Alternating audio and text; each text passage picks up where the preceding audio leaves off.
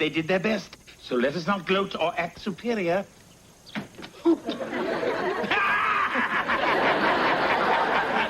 Well? Where'd you learn to slam dunk like that? Well, the stilts taught me the slam part. And you learned to dunk at Donut World. Hi, everybody. Hi, honey.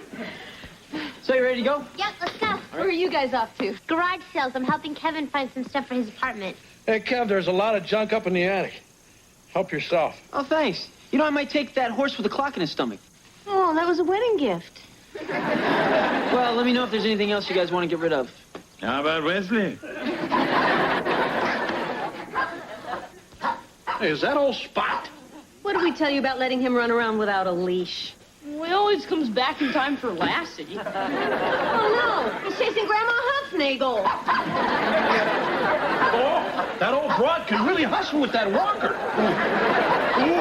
Oh, she's going to try and hurdle the hedge. Oh. What a job! Pity she swallowed her cigar. What's the matter? Has your dog been on this counter? No. Then why are there paw prints on my carrot cake? Come on, Spot. I think it's time for a walk. Aren't you forgetting something? Okay. Boy, I'd sure hate to be on a leash. Yes, but the rest of us would feel far safer. Hey, Ken. Oh, hi, Miss. Hey, Miss Belvedere. Hi, Ken. Oh, it looks like you found a garage sale. Yep, sure did. And I found some really great stuff for my apartment. What do you think? Oh, yes. Yes, indeed.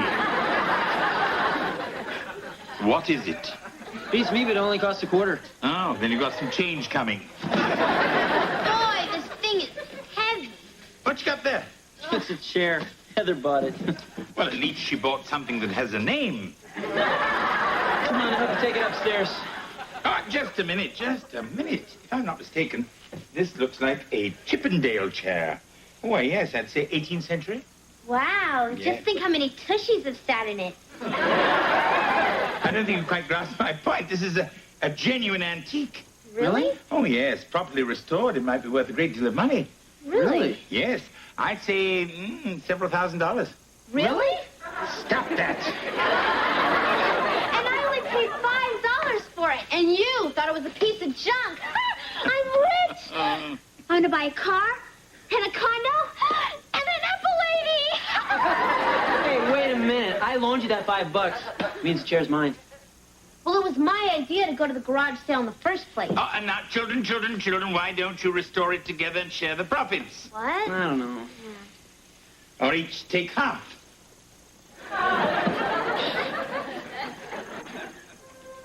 Opera, ballet, Shakespeare. Geez, 64 channels and there's nothing decent to watch. Well, then why don't we just talk? Okay.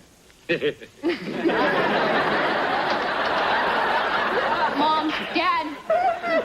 Go do your homework.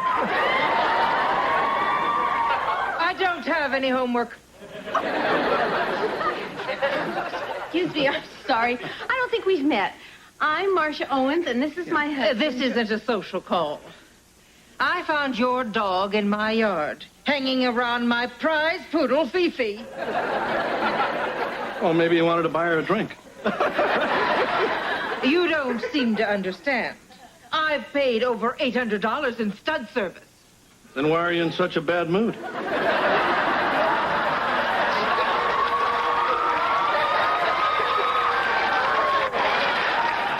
I'm warning you.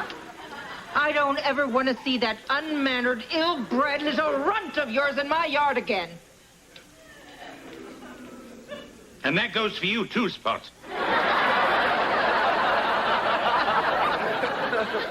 You are about to be put in the hands of a true professional.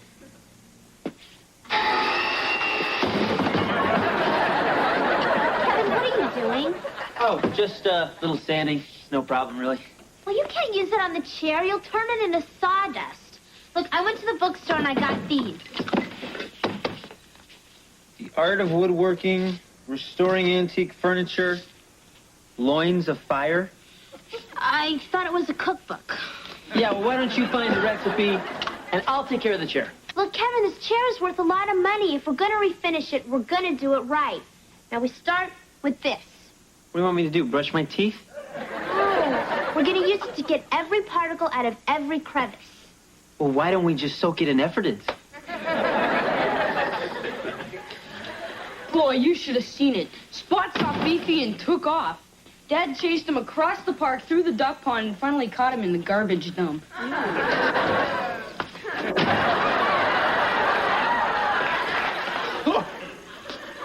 My George, you look dog-tired. I'm sorry, Dad. Spot's not in control. He's in love with Fifi. Oh, Wesley, don't be silly. Dogs don't fall in love. They beget. Beget? Mm-hmm. What is it with you British? You're so uptight and proper. Why don't you just come out and say what you mean? Very well. You're an idiot.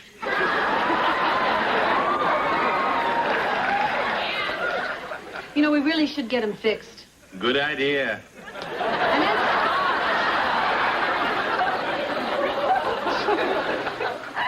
What do you mean, get him fixed?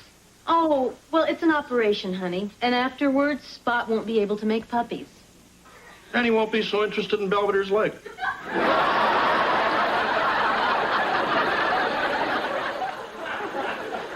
Okay, I guess this is for your own good. Come on, boy. Well, I can still call you that. This had better be good. I was in the middle of a meatball hoagie. Oh, trust me, you'll love this. Well, here it is.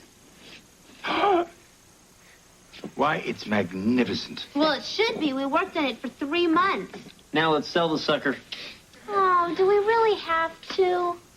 What do you mean? Well, it's just I've grown so attached to her. The arch of her back, the curve of her legs, the roundness of her seat. You've been reading Loins of Fire. Look, I don't want to sell Penelope. You named the chair Penelope? Hey, Belvedere! Hurry up with my pants! Here they are, freshly ironed. Would you like to get that? Just a moment. Okay. Why, Mrs. Dodd, do come in. Sorry to keep you waiting. I didn't have my pants on. Must run in the family. These squirming, ugly little trolls belong to you. What? I warned you this would happen if you didn't keep that mutt of yours out of my yard. Our Spot and your Fifi? No, I'm afraid that's impossible. What do you want, a videotape? There's that four-legged Casanova. Mrs. Dodd, Spot was neutered right before Fifi went into heat. Yeah. Wes here took him to the vet, right, champ? Yeah, I took Spot to the vet. You see, if my son said he took the dog, then he took him. Mom. I mean, Wesley may be many things. Mom. But I will not have you marching in here only to suggest that my son is deceitful, duplicitous, or dishonest. It's simply not in his nature.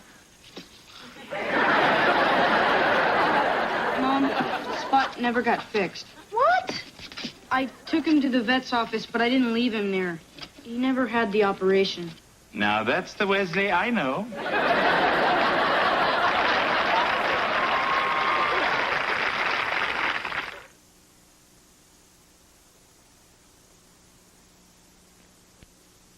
Wes, why didn't you get the dog fixed?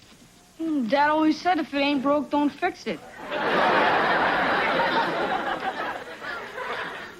Look, I took him to the vet's office, and the lady behind the counter was about to take him, and then Spot gave me this look. What look? This look. Wesley, the dog was just nervous. And I don't blame him. Hi, guys. Hey, Kevin. Hey, who's puppies? Spots. He made whoopee with Fifi. Way to go, macho pup. I mean, bad Spot, bad.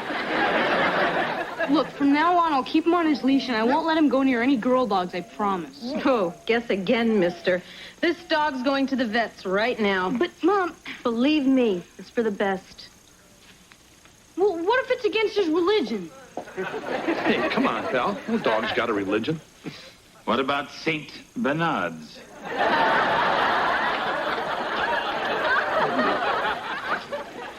You know, you're going to have to find homes for these. Yeah, I know. I mean, it's going to be your responsibility to watch them, to feed them, and to scoop the poop. Do you understand? Don't worry, Mr. Belvedere. I'll take care of everything, I promise. Come on, Wes. I'll take you to school. Okay. See ya.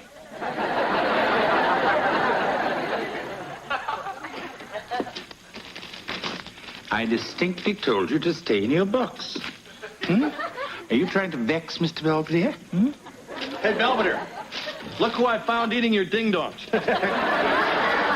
He had that cream filling all over his face, just like you get. Today has been a slice of heaven. Look out! That was pretty close. You almost made a puppy pancake. Thank you, George. I'm so relieved. Think how he feels. Hey, Dad. Hey, Mr. Belvedere. Hey, you found homes for any of these dogs yet? Well, I asked around at school, but everybody I know already has a pet. Except Miss Ryan, who said if she wanted a hairy beast in bed, she'd get married again. Well, you better get with it, pal. I will. I guess these guys were a lot of trouble today, huh? Yes, but I decided to look on the bright side, keep a positive attitude, and one day, get even.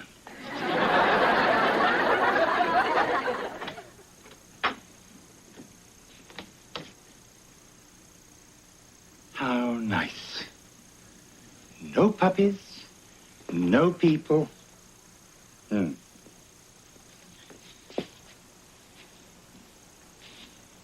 Ah.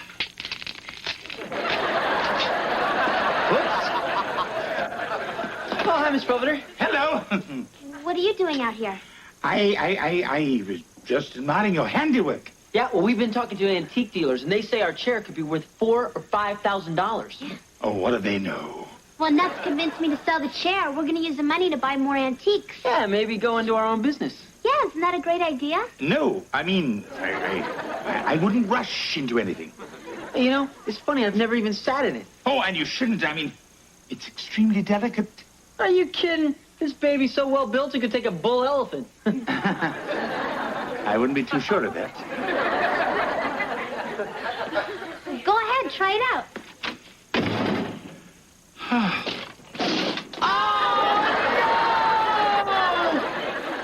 So there's 2 outs.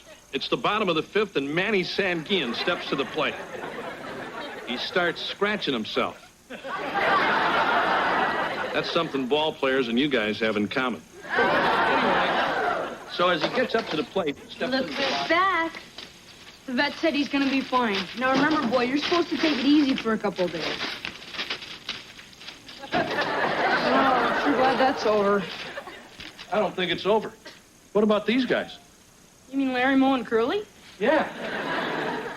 You know, you found homes for only 2 of the puppies. So? So we can't keep them forever. What am I going to do? Well, maybe you could try running an ad in the paper. Huh? Well, you know, something catchy like, hurry up and adopt a cute little mutt before it gets squashed under Belvedere's butt.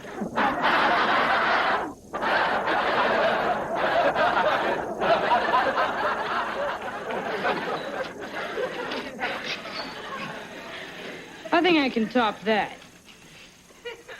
Excuse me. Hello. We've come about the ad for the puppies. Are you Wesley? Bite your tongue. Hi, Mr. Belvedere. Your ad has had quite a response. What did you say? Oh, nothing special? So when's the drawing for the cruise? What cruise? Well, it says adopt a puppy and you could be the lucky winner of a free cruise to the Bahamas aboard the SS Belvedere. Is that a big ship? I'm sorry. There is no cruise. It was just a ploy to get you here. But I've already bought my bikini. What about the free prizes? Yeah, the color TV, the satellite dish, my very own butler for a week. Wesley. Well, okay. So there's no cruise and no prizes. But look at these puppies. Wouldn't you like to have one? Oh, come on. They're real cute, and they'll make really great pets. I'm so sorry about your bikini.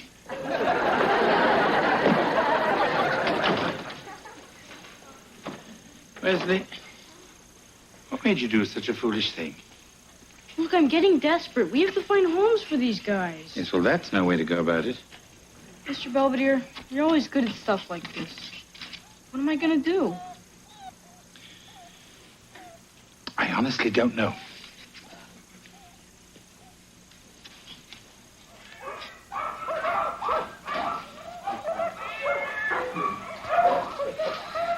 Well, I guess this is the animal shelter. That's right. You find some strays? Not exactly. See, my dog Spot met this other dog named Fifi, and they sort of got together.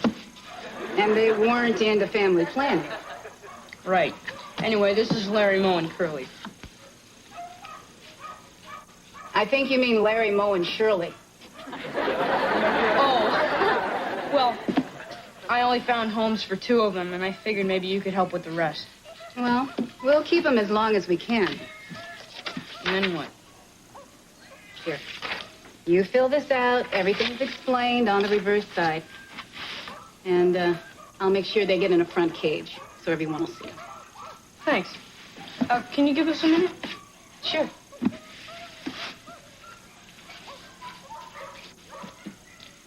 Look, I know being at the animal shelter isn't that great, but it's gonna work out, I promise. Now, whenever someone comes to look for a pet, do your puppy thing, you know, jump around, chase your tails, trip over each other. Oh, and one of you should pretend to be asleep in the food bowl. That always gets them. All set? Yeah, I guess so. See you around.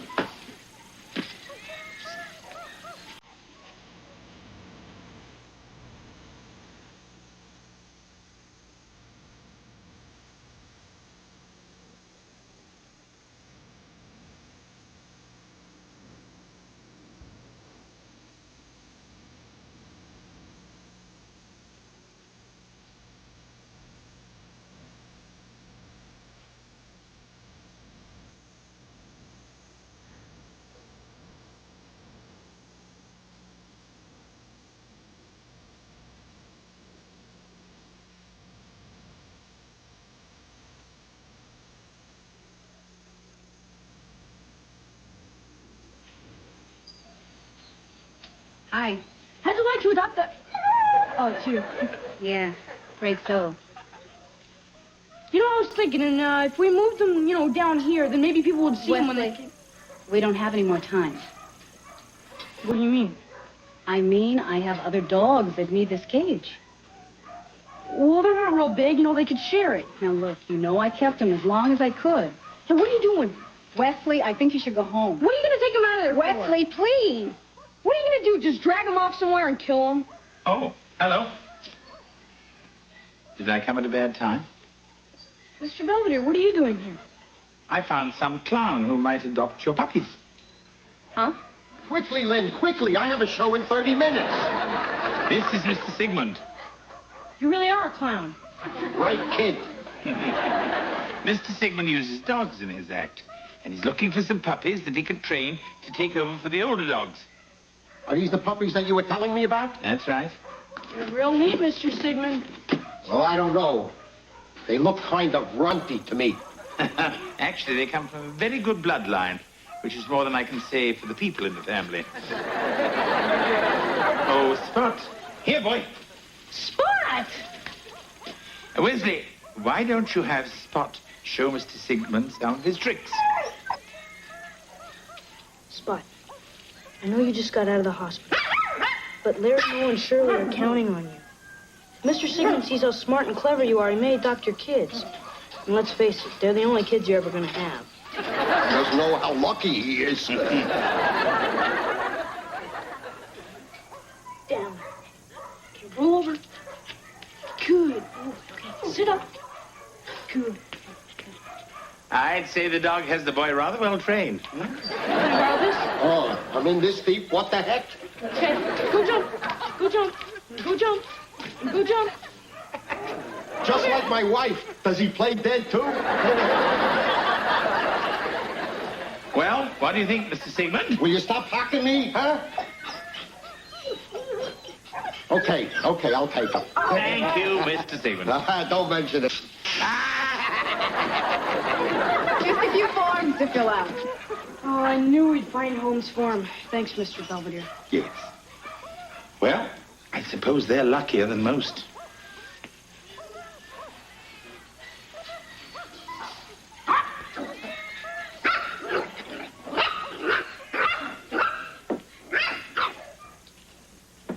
How's the reconstruction coming along? Oh, not so good. It is one of a kind, isn't it? You know something? Life stinks. Oh, please don't start that again. Oh, why shouldn't I? Penelope is broken. Why do you have to go sit on her? Because she's a chair. Penelope is a chair. Oh, she was a chair. Now she's a freak of nature. Takes one to know one. Hey, don't call me names. This is all your fault. Actually, it was mine. Huh? I sat on Penelope before Kevin did, and she cracked. Here. I think this should cover the costs. I've made it out to both of you. Mr. Belvedere, we can accept this. I insist. It was an accident. No, it's the least I could do. What? $5? Well, that's what you paid for it. Don't spend it all in one place.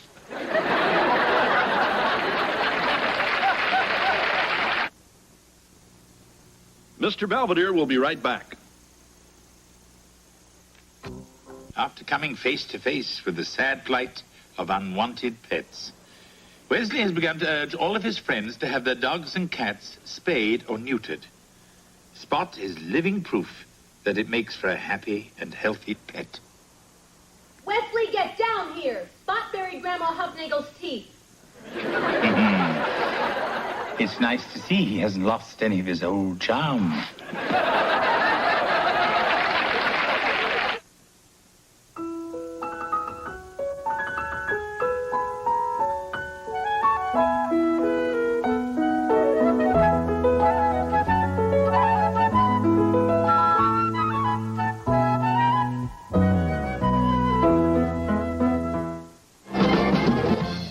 Boston Globe calls Life Goes On the best new drama series of the year. Don't miss it tomorrow. Tuesday, Tony turns teacher on Who's the Boss. Then Kevin panics when a gorgeous knockout and his first case of acne arrive at the same time. On the Wonder Years. Now stay tuned for Living Dolls. Augustine. Ach, du liebe Augustine, ja. So, Carl, I take it you had a good date with that German stewardess. How can you tell? Well, usually you come in singing Eleanor Rigby. Look, Ilsa is one hot lady, and she's nuts about me. We're going out again tomorrow night. Ooh, 2 dates with the same woman? Wow, shouldn't the local news be in on this? You've never seen me operate, but now that we're roommates, you're in for quite an education. I'd rather have half the rent. Take Ilsa, for example. Now, last week was date 1, the icebreaker. Tonight was date 2, the sensitive dinner. Uh-huh. And what's date 3? Ba-ba-ba-boom. You show her how to vacuum?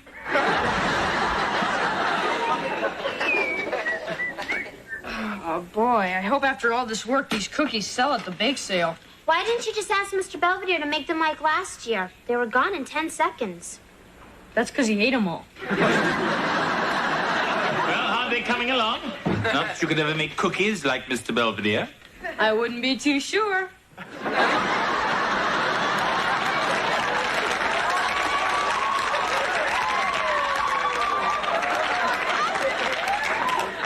How very amusing.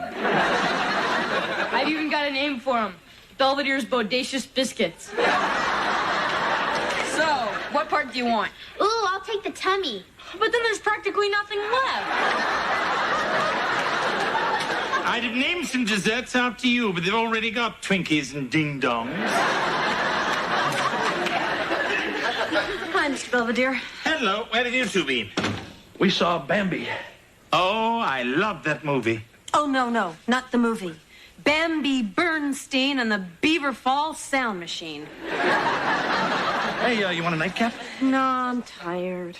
Hey, come on, Morris. The night is young. And I could go for some good times with a hot lady. Well, maybe Bambi has a midnight show. Good night, George. Good night, Mr. Belvedere. Good night, Mrs. Owens. You know, lately I get the feeling Marsh has lost interest. If you know what I mean. Not exactly. Well, do I have to spell it out for you? Well, I'm sure if you did, you'd spell it wrong. Forget it. George, are you trying to tell me that your romantic life has become stale? Yeah. S-T-A-I-L. I thought so.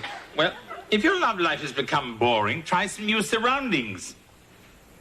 Like what? Well, how about the library? Then you can learn to spell while you're at it. Elbows and kitchen glove. Then I have to fix Mrs. Cicchini's radiator, and then I have 2 finals to study for. She's bringing her roommate for you. Yeah, but I gotta change clothes. So, what's her name? Ava. She works with Ilsa. You mean she's a stewardess? Yep. All right. So where are we gonna take her? Oh, look, Kev, this is my 3rd date with Ilsa, and you know what that means. You finally pay? Look, I'm taking Ilsa back to her apartment, and you can take Ava wherever you want. It's them.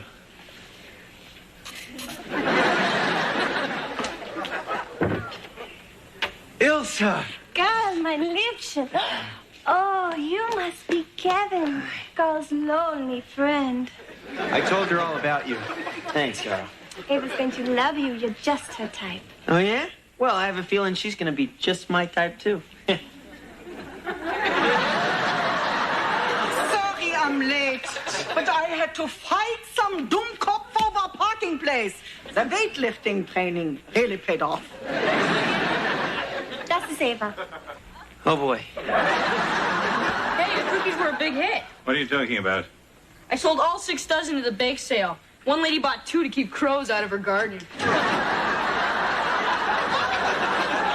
Well, at least it's all over. Not quite.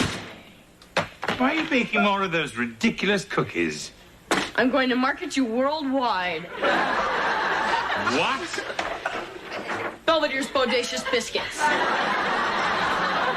By the time I finish covering the town with these, you'll be more famous than Amos.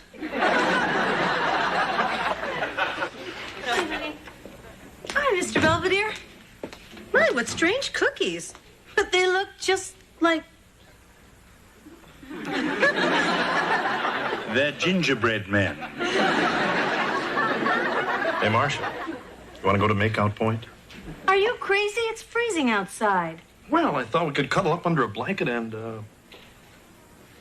Never mind.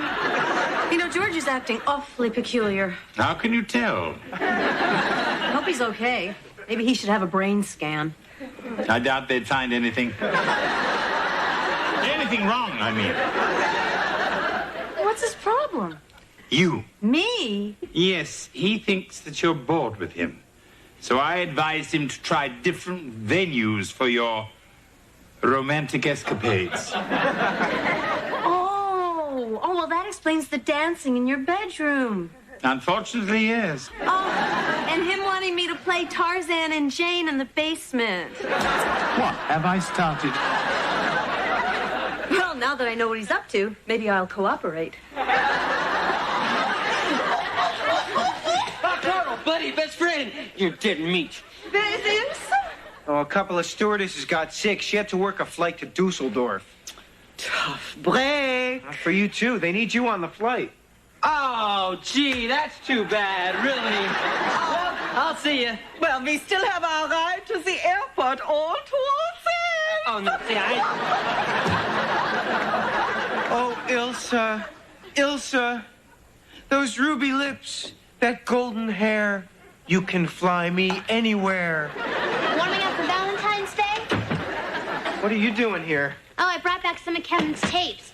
By the way, who was that lady carrying Kevin out over her shoulder? Oh, that's Ava. At least he's making body contact. What's wrong, Carl? Well, why is it whenever I get my hopes up about someone, it always fizzles out? Because you're a dweeb. Thanks a lot. Come on, I'm trying to cheer you up. Yeah, right. Look, whenever I'm down, I try to think of something really great.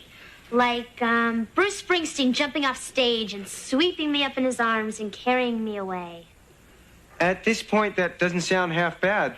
Come on, let's go for a walk. Grab a slice of pizza. I don't take charity. I'm buying. I like anchovies. George, I've never been more embarrassed in all my life. Oh, but you gotta admit it was different. What have these twits done now? What happened? Oh, George had this crazy idea. We were supposed to be total strangers who meet in a bar. Good Lord, it's worse than I thought. So we get all dressed up, and I go up to Marcia and say, "Can I buy a drink?" There's an original line. So I say, "Sure.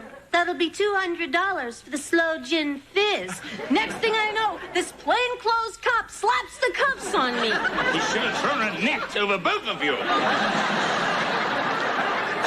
I'm sorry. I was just thinking out loud. I'm gonna take these clothes off. Oh. I'm sorry I got you into trouble. Hey, it beats falling asleep to Johnny Carson. Not believe the night I had. Not only will I not believe it, I won't listen to it. Good night. Hey, Kev. Oh, hi, Heather. Hey, listen, sorry about rushing past you before, but Ava was in a hurry.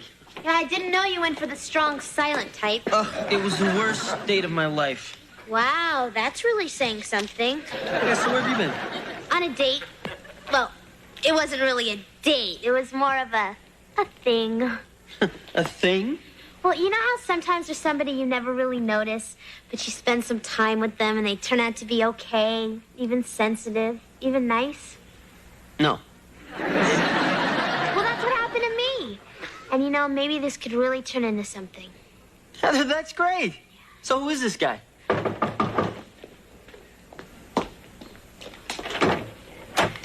Here you go, Heather. You forgot your purse. Oh, thank you, Carl.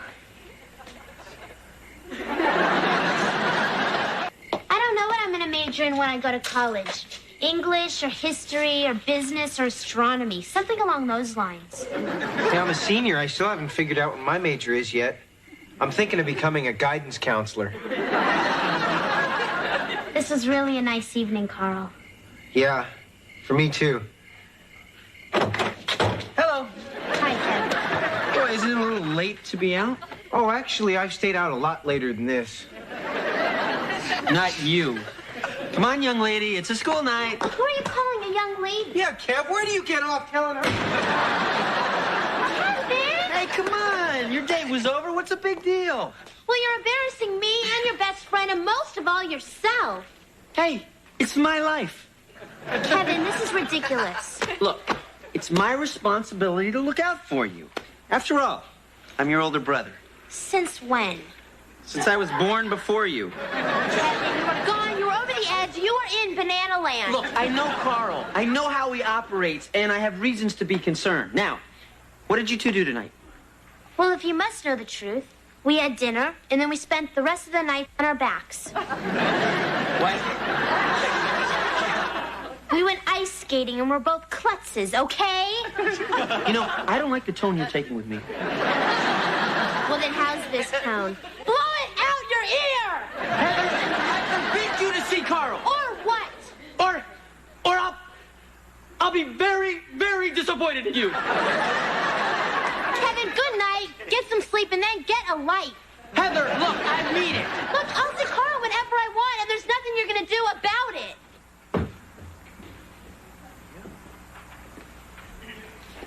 Okay, now if you can guarantee worldwide distribution, I think I can get Don DeLuise to be our spokesperson. Sorry, wrong number.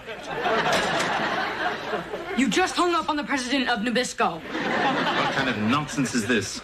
It's not nonsense. I almost had a deal with Keebler, but they were afraid you'd give their elves a hernia. I'm surprised you didn't call Pillsbury. I did. They said they already had it, though, boy. I think this has gone quite far enough.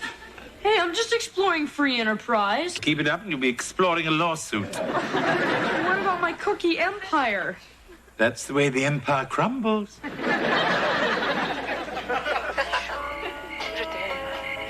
Oh, George, this is so romantic. Yeah. Nothing like a drive-in movie where they don't speak English. Now we really don't have to pay attention.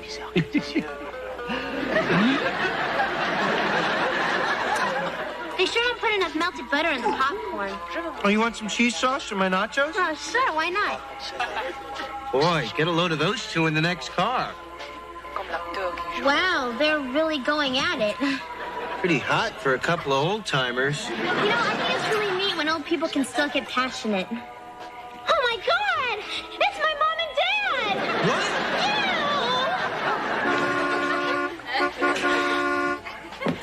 Hey, you big jerk, will you get... Hi there, kitten. Come on, Romeo. Looks like we got busted again.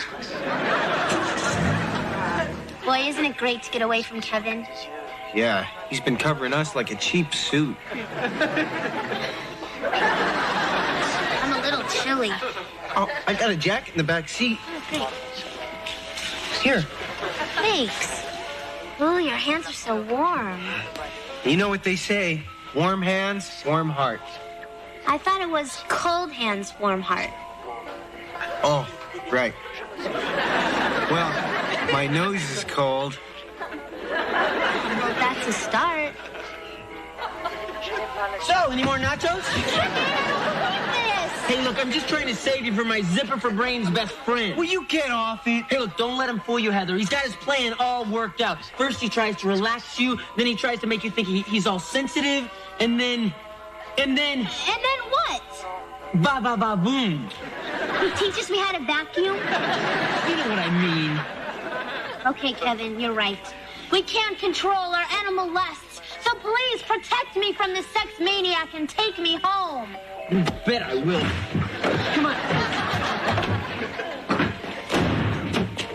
Let's ditch him.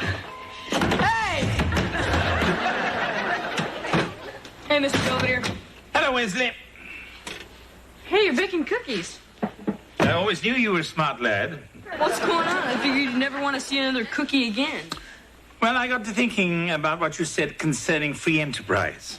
Yeah? So, you have your bodacious Belvedere biscuits, and I have wacky Wesley wafers. Hey, I don't like this. Then you won't like the box. I wanted to display you in your natural habitat.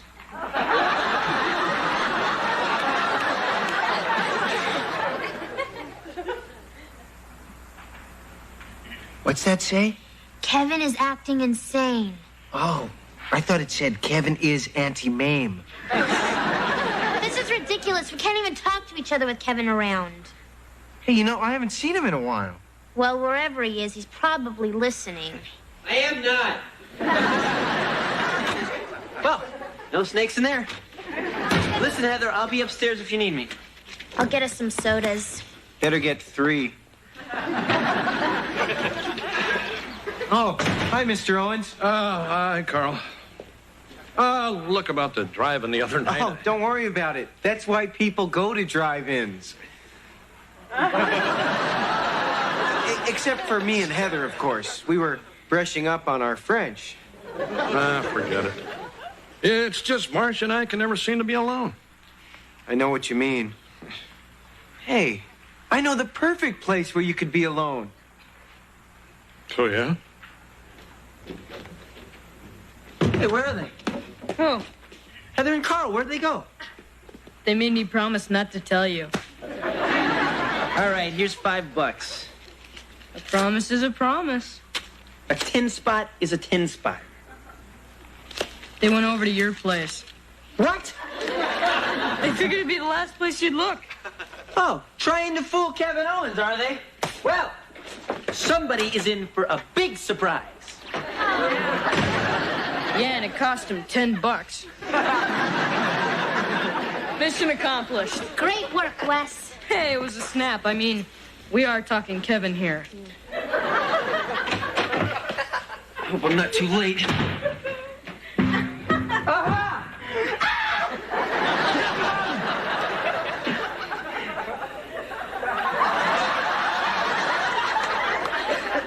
I was never meant to see that. Can't believe we've been alone for a whole hour. Yeah, it seems more like 2 or 3. I mean, I'm having a really nice time. Sitting here, staring at the fire. Boy, it sure is hot. Yeah, really.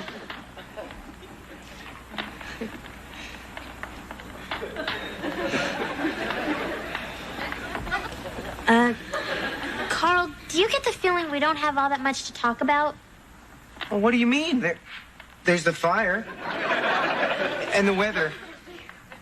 And hey, how about that Gorbachev? I mean between you and me. Now that Kevin's not pestering us, we don't have that much in common. Gee, we should. We've known each other all our lives.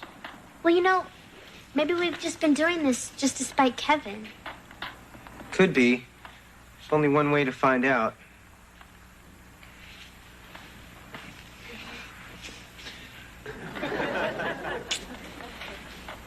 Oh, Carl.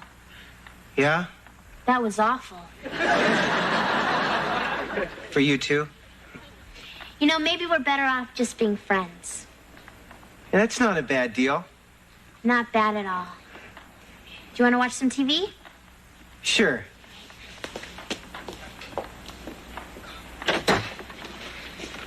Uh-oh. Hey, look, guys, I've had a change of heart. If you want to see each other, I can't stop you. I don't even want to. It's not worth it. So, Carl, go ahead, date my sister, please. I don't want to date your sister. And I don't want to date Carl. Turns out we were just doing this to annoy you. Now you tell me. Well, I've unfinished business with Ilsa. So, Ilsa, my fair Fraulein, may I interest you in a large cookie? It may be a bit stale. Don't worry. I'm used to airline food.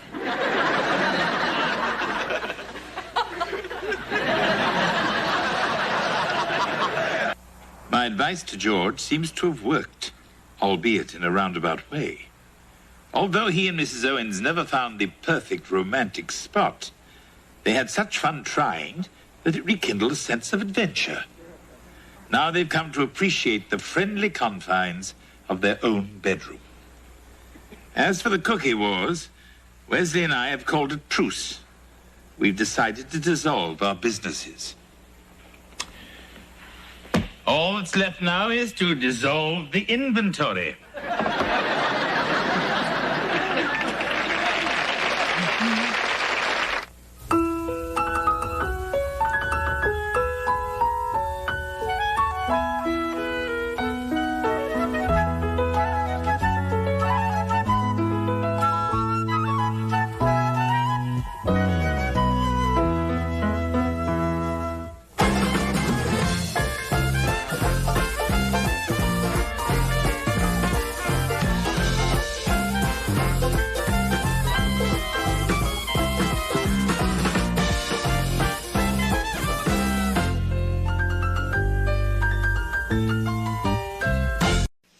Come on, Marsh, it's after midnight. You gotta get some sleep.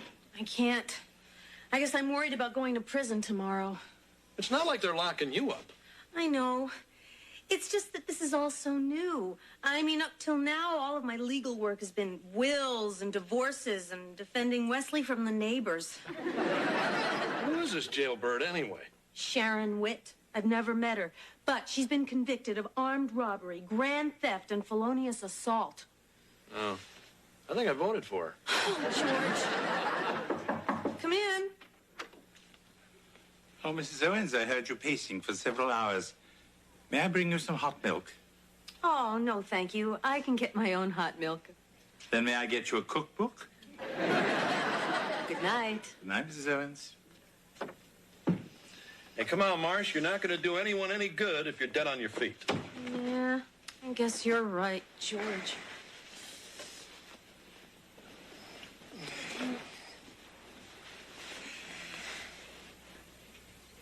Sweetie pie? You sleepy? Marsh?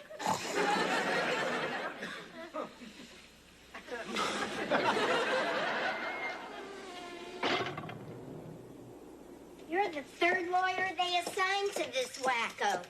But maybe you'll stick. I got a feeling she's gonna like you. What do you mean? Oh, you'll see. You got half an hour. Holler if she tries to cut you. I know how to reason with these broads.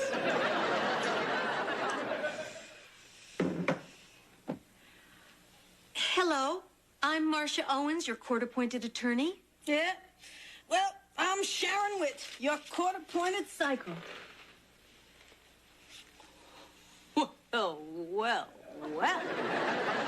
Aren't you a sight for sore eyes? Talking at. I just can't get over how much we look alike. Well, we ain't exactly the same. I bet you ain't got the Queen of Hell tattooed on your butt. Can we get on with your statement? When I think about all the things I've been missing, it just makes me want to cry. I'm gonna get you out of here, Sharon. Yeah, I got a feeling you just might. Smoke? No thanks. Oops. Oh, I'll get him.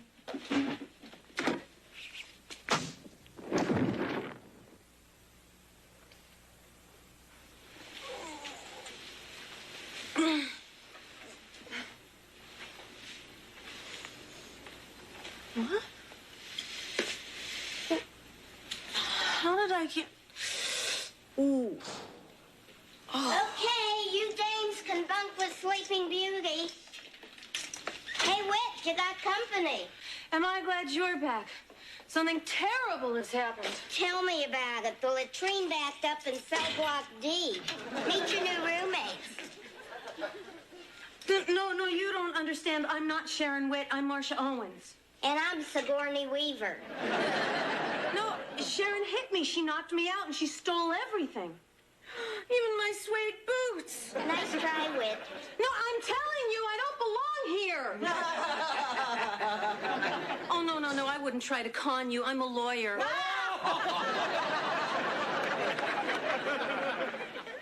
Oh, yeah, Vic, man, this is the perfect setup. Yeah. I'm going to hang out till I find out where these rubes keep their loot and the... Well, of course I can make them trust me. Trust me. Ooh,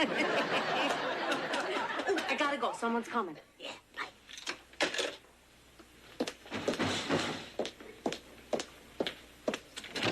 Oh, thanks. Here's some of the tools I'm gonna need. Oh? Yeah, I'm gonna help repair the garage. Don't you remember? Oh, yeah, right. The repairman. Oh, I'm gonna grab a sandwich. Well, I'm gonna grab a little something myself. Oh! Well, I think you're getting a little bony down there, Sonny. I think you should be eating more. Sonny? Don't you get tired of me calling you by your usual name? I like Kevin. Well, Kevin it is, Kevin. Yeah, well, listen, Dad's gonna be home any minute, so just tell him I'm upstairs.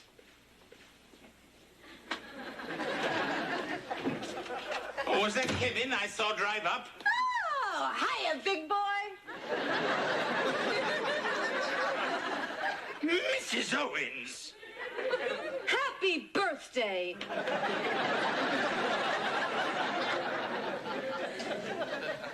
Kevin, Wesley, Heather, that guy in the big sweater, whoever he is.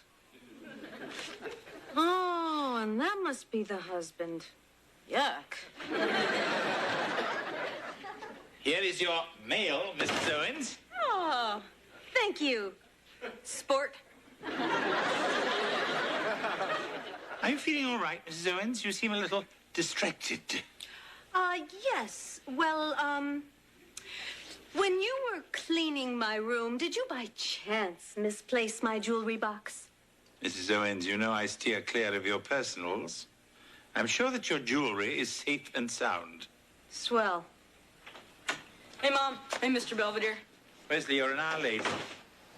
I had detention. Yeah? I mean, shame. Mr. Belvedere, I would like to be alone with Wesley. You're a brave soul. Wesley, come sit down. I'm sorry, Mom. Oh, I'm sure you had a reason. Here, buy yourself a beer. Gee, Mom, this isn't like you. Well, I want you and me to be pals. But you're my mother. And a proud mother I am to have such a clever little tyke. Gitchy-coo, kid. Yeah, well, thanks, Mom.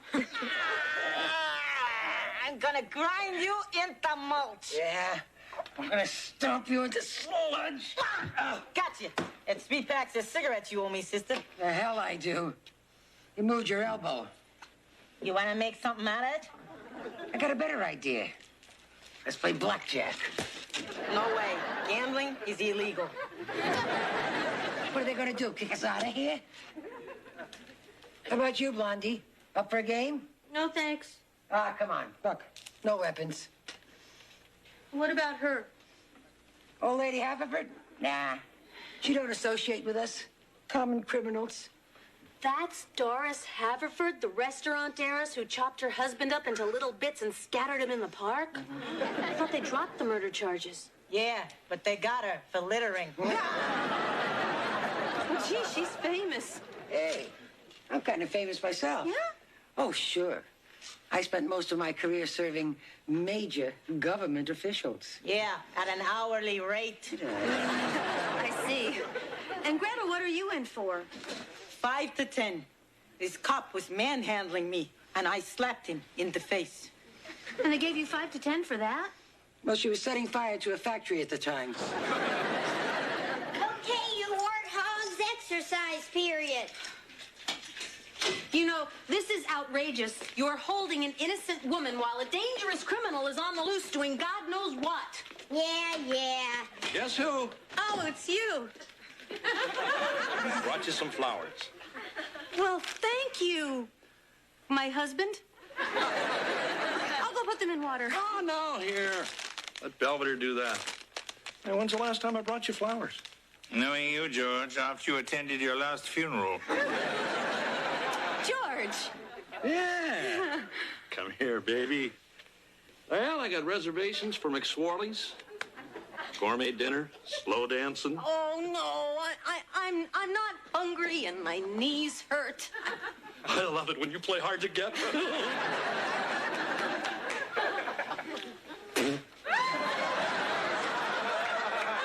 I am Marcia Owens. Why won't you believe me? Get off it. Anyone who returns kickoffs like you ain't no sissy housewife. I am a lawyer, and I also happen to jog a lot. Boy, what a game. We really mauled them. Reminds me when I was with the Falcons. Yeah. Oh, is that some prison gang? No, the Atlanta Falcons. I was their place kicker. They let a woman play? Nope. Well, then how could you? I mean, unless you were... You got it. You were a man? You want to see my scars? Get out of here!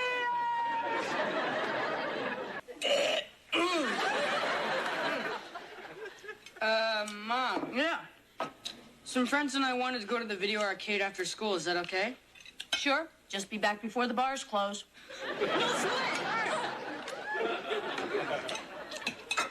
Morning, Marsh. How's your headache? Well, gotta go. Mom, the garage is that way. Well, I know that, Walter. Wesley, I gotta get some things from my room. Toodaloo. Am I crazy or is your mom acting a little strange? Yes, on both counts. Hey, maybe she's not Mom at all. Wesley, what are you talking about? Maybe she's a pod person.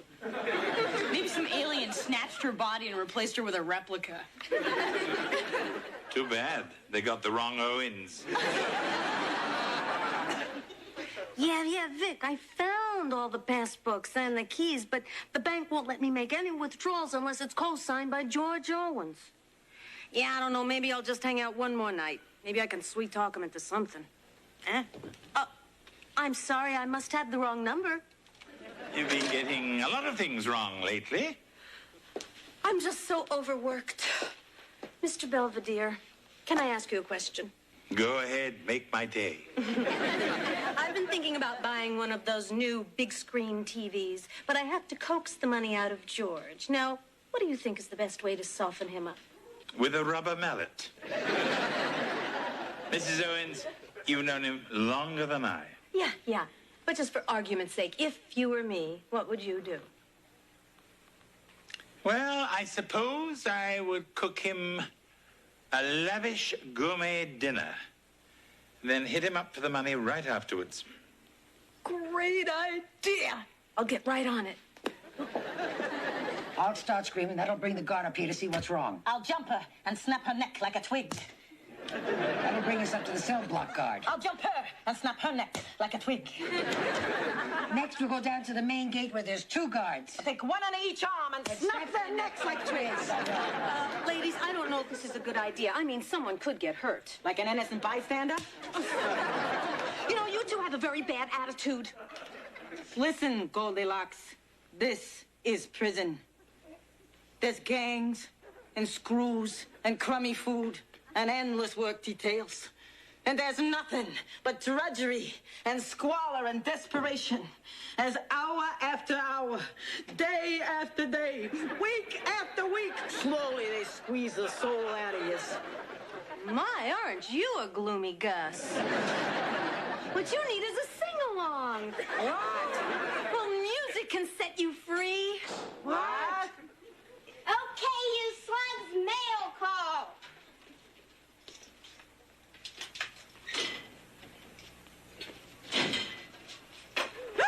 Look out! She has a comb! Do exactly as I say, and no one gets hurt. What do you want? I want to be set free. I want her to sing. Well, any special requests? Yeah. Sing Do, Re, Mi. But one false note and Murphy's history. Sing, ladies, sing. Do, a deer, a female deer. Ray, a drop of golden sun. You're a little flat. Me, a name I call myself. Fa, a long, long way to run. So, a needle pulling thread lock, a note to follow. So, tea, a drink with jam and bread that will bring us back to dough.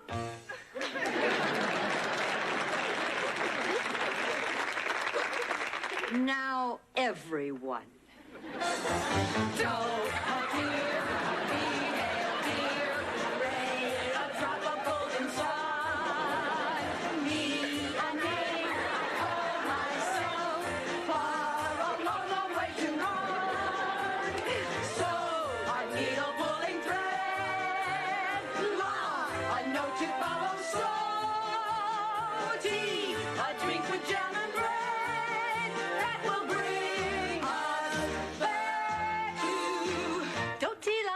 Mi, re, do.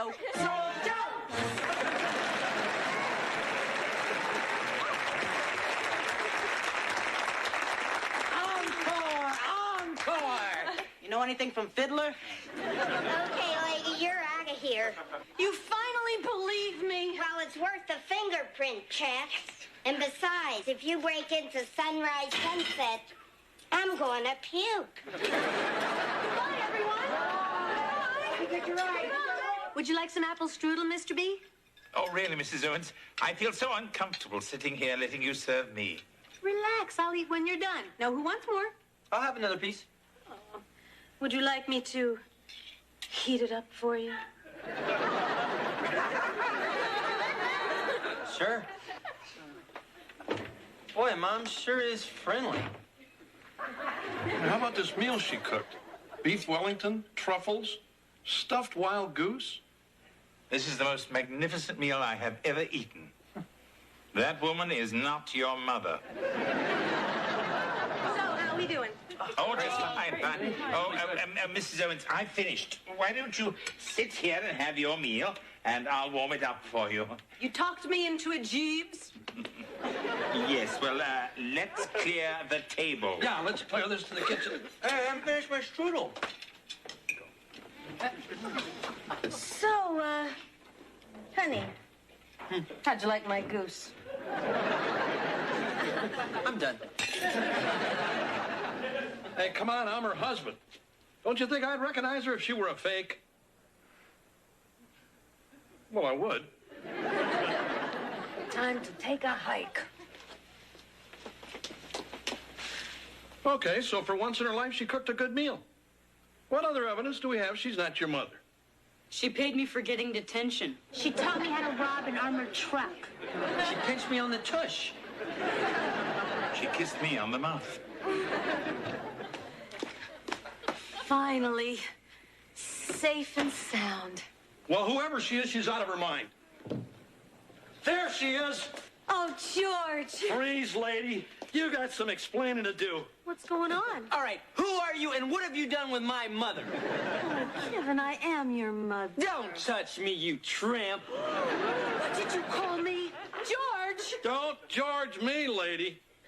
You know, now that I got a really good look at you, it's obvious you're not my wife. You should never have cooked us a gourmet dinner. But I didn't cook any... She must have come here. Who? Sharon Witt, my client. She looks just like me. She knocked me out. She stole all my things, and she must have used my keys to come in here. You expect us to believe that? It's impossible. Not really. There are 5 billion people in this world. It's quite possible that every one of us has a double somewhere. Right. And mine just happens to be a psychopath. You know what I think? I think you're the psychopath. Yeah, you're not our mom. You're not my wife. I am your wife. I am your mom. I am your wife. I am your mom. I am your wife. I am your wife. Marsh. I am your mom. Are you all right, Mrs. Owens? What? What are you all staring at? You were yelling in your sleep. I had the most amazing dream. And you were in it. And you, and you, and you, and you. I was trapped in prison, and I kept saying, I want to go home. And they sent me home. I think. That's great, Mom. Oh, good luck today, honey. Huh? Your first venture as a criminal lawyer. We got you something to commemorate it. And that Taché case. You deserve it, Marsh. It's lovely, but where did it get that dent? Nothing too unusual to report today, other than a very odd dream Mrs. Owens had that left her a bit rattled. The idea of a person having a double is most intriguing. It has been the subject of such great works as A Prisoner of Zenda, The Comedy of Errors, and The Patty Duke Show. Yes?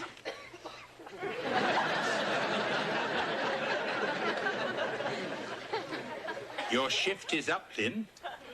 You can go out and play. Excuse me.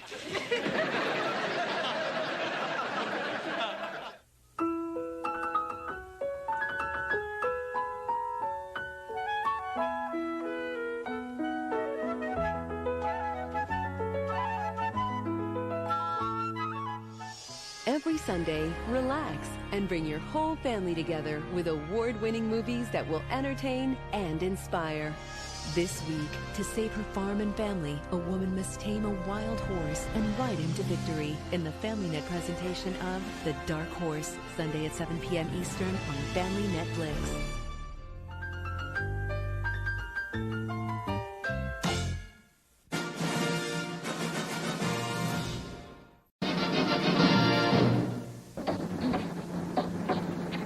No. I'm telling you, Mr. Belvedere, they aren't ready yet. Nonsense. These things have been in this blasted furnace for over half an hour. Impossible. It's still wet. I think I know what the problem is. Yep, the other clothes can't get dry because of these. Your bloomers keep soaking up all the hot air. It's your father's fault. Why does he always insist on fixing our washing machine himself? I think he likes electric shock. He can use the therapy. Hey, lighten up, Mr. Belvedere. Just remember what Kevin always says. Laundromats are a great place to pick up chicks. I thought he always said laundromats are a great place to pick up change. Yeah, well, just watch a master at work.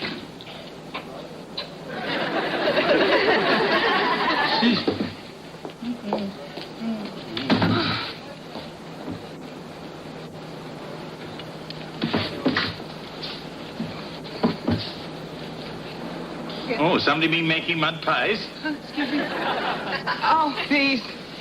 They weren't mud pies. Spanky pushed me out of a tree. Spanky? A 5-year-old gorilla who doesn't like to share his blackberries.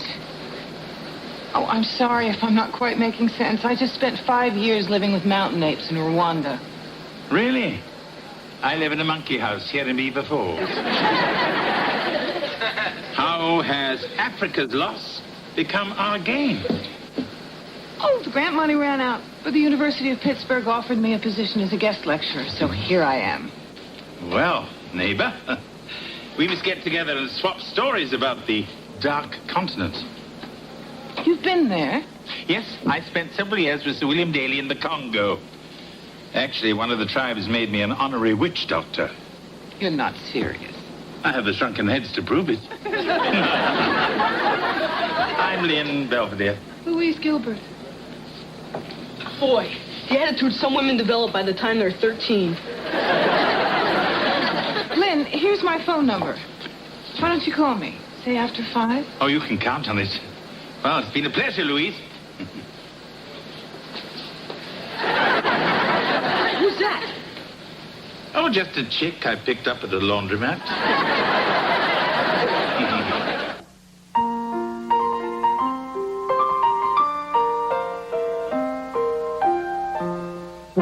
Streaks on the china never mattered before. Who cares when you drop kicked your jacket as you came through the door? No one glared. According to our new rival, life is more than mere survival, and we just might live the good life yet. Oh, boy, your poor brother. He is achy and sweaty, and he's got a temperature of 103. He's probably all hot thinking about his big date with Arlene this weekend.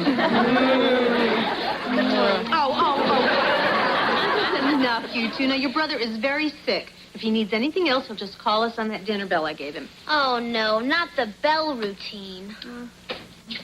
I'd like to kill that stupid washing machine. I thought you did that yesterday. Ha! Look what it did to Heather's jeans.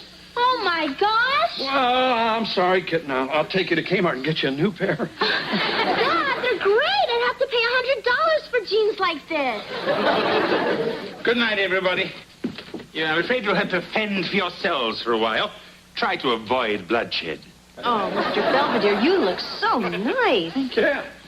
You got an interview with immigration? Now he's got a big date with that chickie babe from the laundromat. Louise. Hello, Lynn. Louise Gilbert, say hello to the Owens family. Hello. Hi. Now say goodbye to the Owens family. Mr. Belvedere. Hi, Louise. I'm Marcia. My husband, George, and our children, Wesley and Heather. It's nice to meet you all. So you met the big guy at the laundromat, eh? Was it love at first sight or just static cling? As it happens, we both spent time in Africa, so we thought it would be fun to get together and compare notes. Louise is an ethologist. She studies... Animal behavior. Last night I watched Wild Kingdom. Actually, my specialty was the mating habits of the mountain gorillas. Well, that ought to give you a little insight into Belvedere. It's interesting. The head of the gorilla family has gray hair, too. Yes, I think we should be going. See you again sometime. Boy, I really like her. She sure put you in your cage.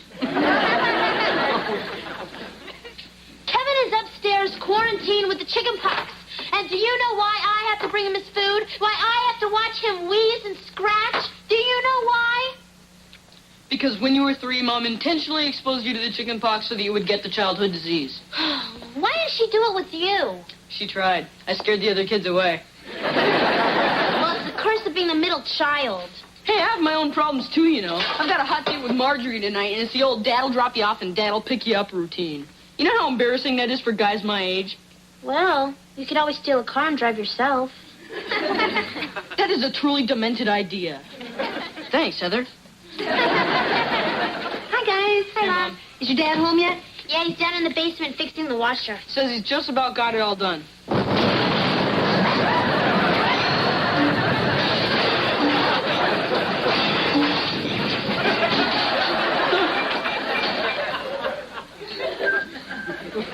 Oh, Dad, you look like something out of Roger Rabbit. A breeze seems to whisper Louise. Birds in the trees seem to twit to Louise. George, you know what the Surgeon General says about smoking dynamite.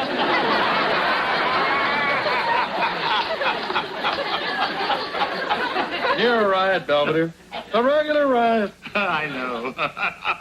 And speaking of dynamite, I hope you don't mind if I borrow the station wagon tonight. I have a date with Louise. Again? But you were with her all afternoon. I was merely attending her lecture. Do you know, gorillas rise in the morning and eat, and then nap until dinner? Sounds like your schedule. Yes, well, anyway, tonight we're going to a drive-in. Yeah, we'll have a real great time. Don't mind him, Mr. Belvedere. He's just grouchy because you have a date and can drive and he has a date and can't. Oh, don't worry, honey. Daddy will drop you off. That's what I'm afraid of. I have a great idea. You get your gal, and I'll get mine, and we'll go double. You mean go to the drive-in with you? Uh-huh. I can't even picture it.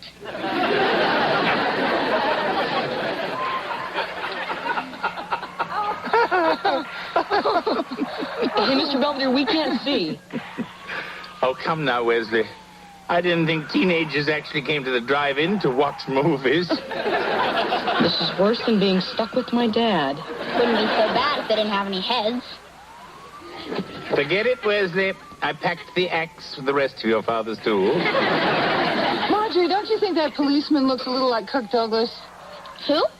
Oh, I must be dating myself. No, you're dating me. I think we're embarrassing them. All right, I'll behave. But only for a kiss. I meant a Hershey's kiss. Oops.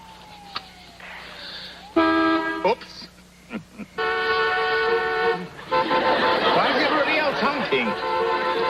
Because you started it. Scientifically, that's called imitating disruptive behavior. It's fun.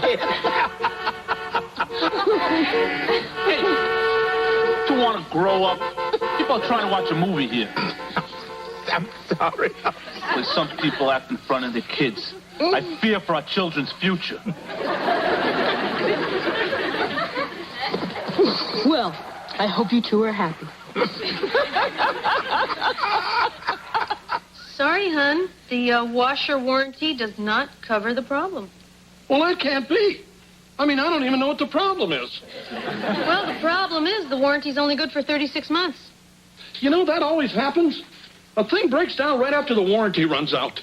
George, the machine is 13 years old. Well, I can still be mad, can't I?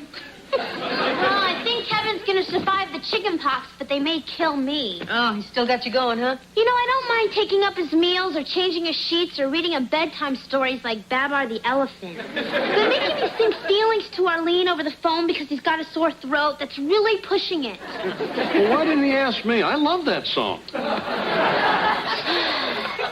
Oh. Sorry, honey. I think that's your brother tinkling. Florence Nightingale was a sucker. I have never been so humiliated in my life. What's the matter, champ? You and Marjorie lock braces? It wasn't my date, it was Mr. Belvedere and Louise. First, they almost get us thrown out for honking the horn, and then during the intermission, they were playing on the swings and doing gorilla mating calls. Well, where's Belvedere? My best guess? He and Louise are probably in the snack bar starting a food fight. Movie's over, Lynn. I know. We're the only two people here. I know.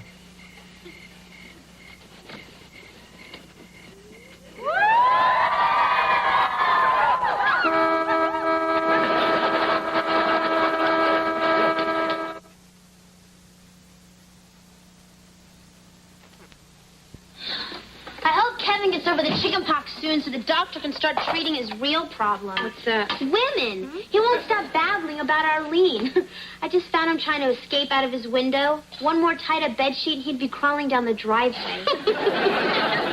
Boy, I'm starved. Me too. Well, you're in luck because we have eggs rancheros. Oh, yeah? Yeah, I made them myself. But then I think about my darn cholesterol. Yeah, and you know you're never too young to start watching your diet. Adios, Mom. Bye. Hey, wait a minute. Now, Mr. Belvedere is sleeping in this morning. I have spent 45 minutes on these eggs. I followed the recipe exactly, down to the hot chilies, and you are going to eat them. It was nice knowing you, Dad.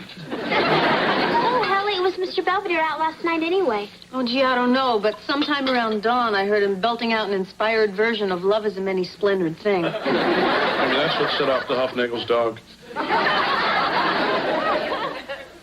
Good morning, fine family. Beautiful day. Wonderful world. Life's fine.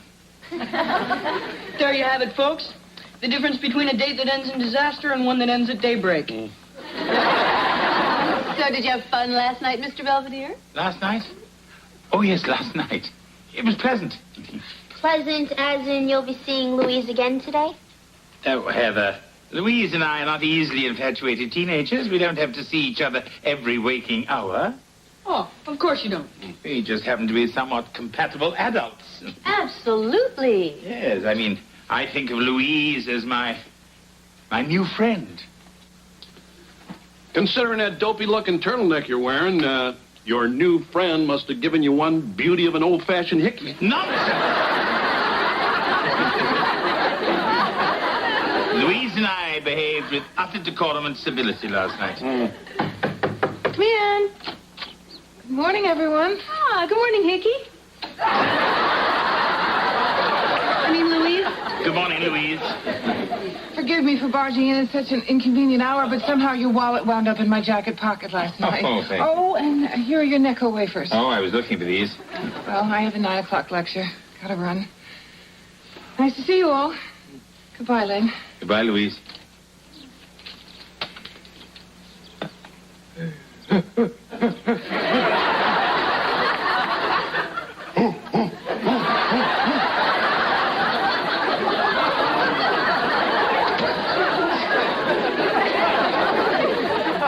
That was just a guerrilla gesture of friendship. Hey, I'm not worried about the gorillas, big guy. It's you going ape over her I was thinking about. Kevin, you're being ridiculous. So what if you lose Arlene? Look, you can't take off your mask or she'll see your spots, and you can't talk through that thing. So how do you think you're going to impress her looking like that?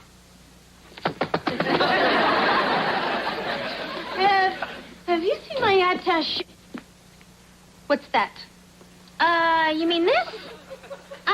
It's one of Louise's friends. Yeah, Yeah, that's it. It's one of the gorillas from the mist. Kevin, is that you in there? What are you trying to do? Have a relapse? Now cut out the monkey business. Go upstairs, get undressed, and go to bed. Oh, I told you this was stupid. Sometimes I wonder about that boy. Must come from George's side of the family.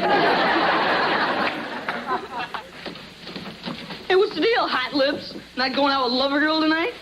Why should I, Wesley? We're not going steady, as you say in your simplistic American vernacular. Hello. Oh, hey, Louise. It's the girl you're not going steady with. Here's 20. Get lost. Okay. Hi. Hi. Haven't heard from you in a few days. Well, I've been very busy. What with the spring cleaning and the Owens crawling out of hibernation. I've missed you. I must confess I missed you, too. Well, good. Because the professor I work with has a cabin up at Seven Springs. It's on top of a hill nestled among the pines, and I thought maybe we could... Go together? Am I being too forward? I'm used to spending time with gorillas, and they usually get right to the point. I'd love to go with you, Louise. Now, what should I bring? Toothbrush, change of clothes, and it's a private lake, so a bathing suit is optional. Hi, big guy. Hi, Louise. Oh.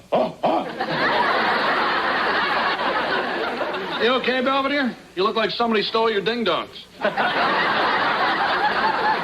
I'm fine. I'll call you, Lynn.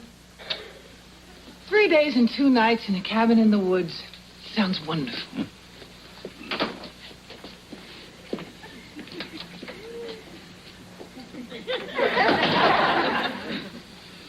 I can't help it. I'm an incurable outdoorsman. A weekend in Pines? Better watch out, big guy. That's how these women reel you in. Or in your case, harpoon. No, George, I do not plan to get reeled in. No man ever does, big guy. No man ever does. The prospect of a weekend with Louise is quite appealing. After all, I haven't skinny dipped since that festival at Woodstock. On the other hand, perhaps events are hurtling on too far, too fast. The real problem is, old romantic feelings I'd long thought lost are stirring once again. Uh-oh. Okay, that's it. I give up. I threw in the towel. I called the washing machine guy. He's sending somebody over tonight, and that baby's getting fixed once and for all. Oh, George, I get such a tingle when you take command. Well. Wow, Mr. Belvedere, you're looking really good. Another big date, big guy? Something like that.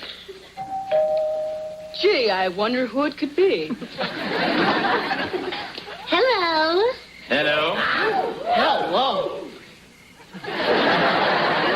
Aren't you going to introduce me? Us? No. Oh, everyone, this is Giselle Hufnagel, the Hufnagel's cousin from Wichita. Oh, welcome to Pittsburgh, Giselle. Well, actually, I'm only here for the small appliance convention. Why? I demonstrate small appliances. Want to hear my pitch for the Acumatic 1000 Mighty Mouth lint sucker? I got no plans. Oh, Giselle is only here for a few days, and I thought I'd show her the sights. Why don't you start with my room? Well, shall we? I'll get it. It's probably the repairman. Oh, hi, Louise. Hello, George. Is Lynn ready? Belvedere, are you ready? Ready? Come on, Lenny, I want a disco. Woo! Lynn, what's going on? Who's this? Louise, I'd like you to meet Giselle Hufnagel. How do you do? Pleased to make your allegiance. Want to hear my pitch for the Decade 2 nose hair plucker? It's rechargeable. Aren't we going on our trip? Trip? To a cabin in the woods, the pines. Ah, yes, the Pines. Yeah, oh, yeah.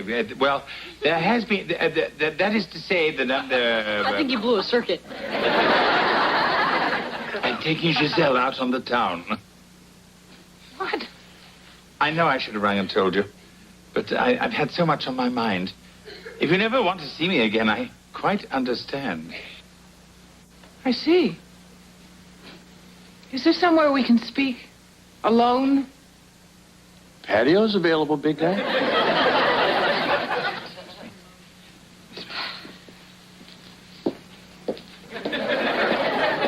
There's going to be some fireworks tonight.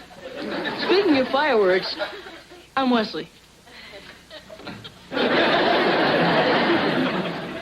So what are you saying? Our big trip comes along and you simply forgot about it? It must be old age. I'm forgetting so many things lately. You didn't forget about your date with Trixie in there. Now, there's no need to drag Giselle into this. You're the one who dragged her in, remember? We didn't agree to go steady, Louise. Oh, so that's it. You think I'm crowding you. Well, if you want to play the field like some silverback Rwandan gorilla, be my guest. As much as I resent the simian comparison, I suppose a little freedom has its advantages. Oh, fine. Well, I sure wish we had this conversation before I laid out $150 for a black lace negligee. Black lace negligee. Ooh. You think she's going to hit him?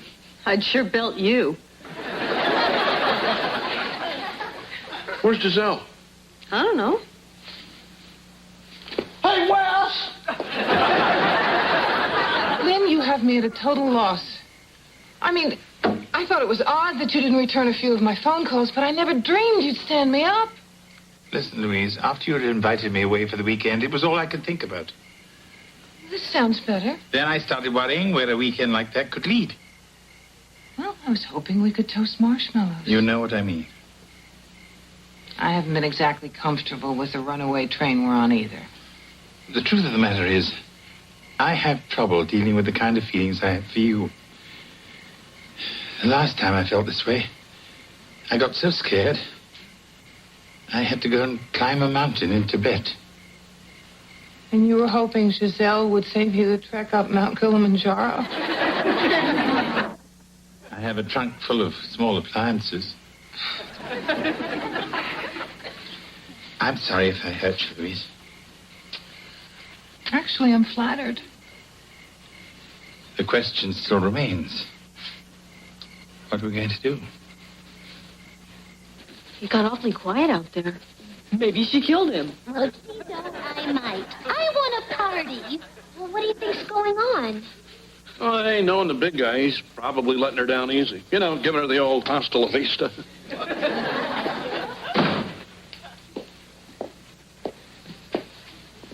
So, did you guys break up? Not exactly. We're going to get married. Does this mean we're not going out?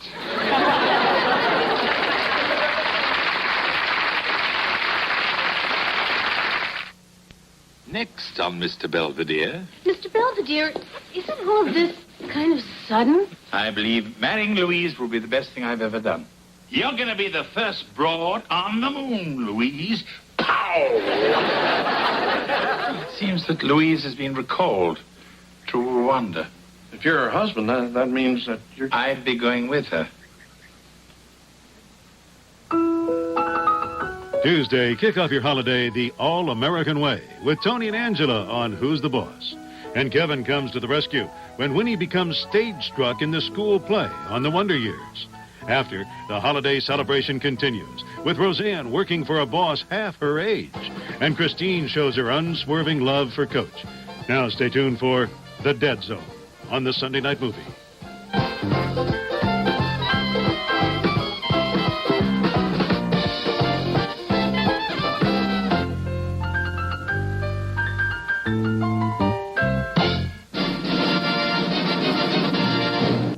On Mr. Belvedere. Louise Gilbert, say hello to the Owens family. So, you met the big guy at the laundromat, eh? Hi, Mr. Belvedere. I'm going upstairs now. Wesley, I know I shall regret asking this, but where are your shoes? Oh, left him in the middle of the Huffnagel's driveway. You mean the one that's being repaved? Now you tell me. Stop following me. What's the matter, honey? Nothing, and don't look at my feet. Where's your shoes, champ? Apparently Wesley mistook the Huffnagel's new driveway for the courtyard at Grauman's Chinese. I didn't know it was wet cement. Besides, I tried to apologize to Mr. Huffnagel, but he just yelled and called me a menace to society. That's okay, pal. I'll go talk to him. Your old man's been handling Huffnagels for years. Yeah, and tell him I want my shoes back. Hey, Homer! Hey, Pasa! You'd better go soak your feet before that cement sets. Okay. Bonjour, mon ami. Comment allez-vous? Very good, Heather. See, I don't need a tutor. Fine, but if you don't pass French now, you're just gonna have to take it again this summer. Summer school, mon Dieu. Mom, I don't want some stranger coming into the house telling me how dumb I am, especially in another language. Anyway, Andrew's been tutoring me, haven't you, Ange? Oui, oui. Andrew, you never told me you spoke French. I'm sorry. Alors, ça fait longtemps que tu parles français? Le garçon vient de manger mon parapluie. What did you two just say? I just asked Angela how long she'd been speaking French. And she said the waiter had just eaten her umbrella.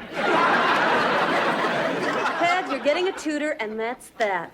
Oui, ma mère. Besides, your teacher said Kyle is a very nice young man, and he's one of the best French students in his high school.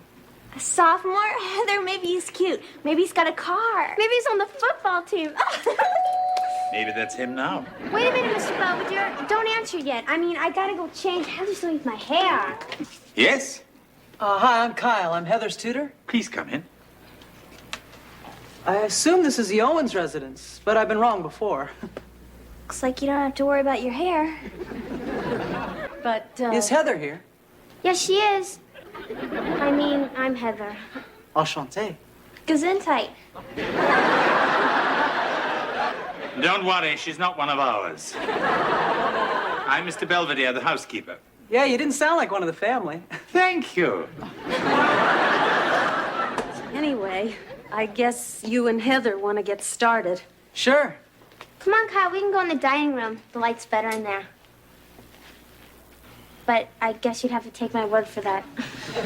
This is gonna be a long night. Let me take one. Okay, Heather, now let's try it again. You're in Paris, and it's springtime, and you're seated at a small cafe, and the waiter comes over to you and says, "Bonsoir, madame, prendrez-vous un café?" And what would you say? Does anyone here speak English? Heather, come on. Well, I don't know what that means. En français. Say it in French. Oh, je ne comprends pas. Bon, it means would you like some coffee? Oh, okay. Oui, un café, s'il vous plaît. Très bien. Thanks. Listen, Kyle, I gotta go upstairs for a minute. Pourquoi? Oh, just have to go to the ladies' room. Probably all that coffee. En français. Huh? You can't leave until you say it in French. Oh, excusez-moi, mais je, Just go. Merci.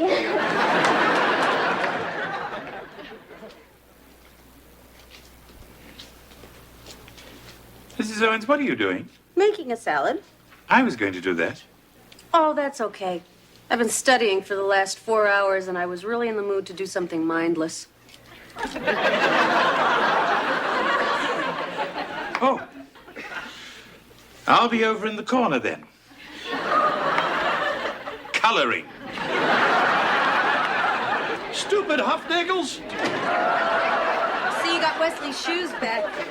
Did you trade them for your own?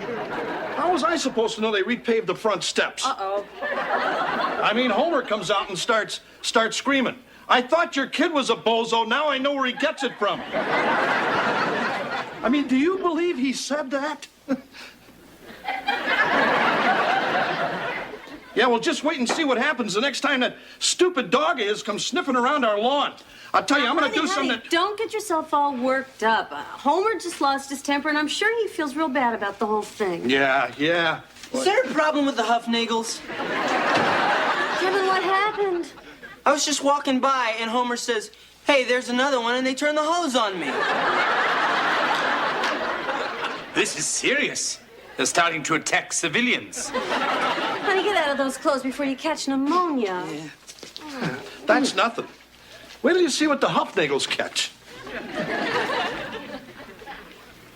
Who are you? Oh, I'm Kyle. I'm Heather's tutor.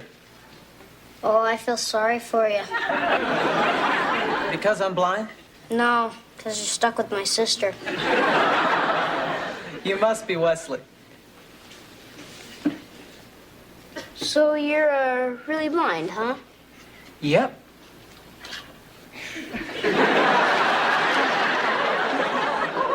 What are you doing? Nothing. Wesley, leave him alone. Oh, it's okay. He's not bothering me. Yes, I am. Well, we gotta study, so dégage, petite peste. Yo, Pepe Le Pew to you, too.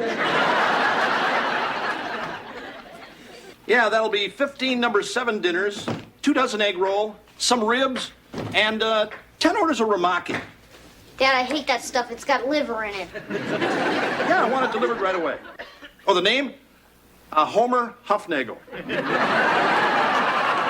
202 Spring Valley Lane. Looking forward to it.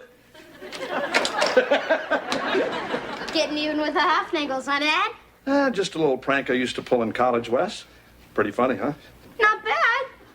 I usually order furniture. All right, Wesley, you've had enough fun watching your father sink to your level. Now, take out the garbage. Okay.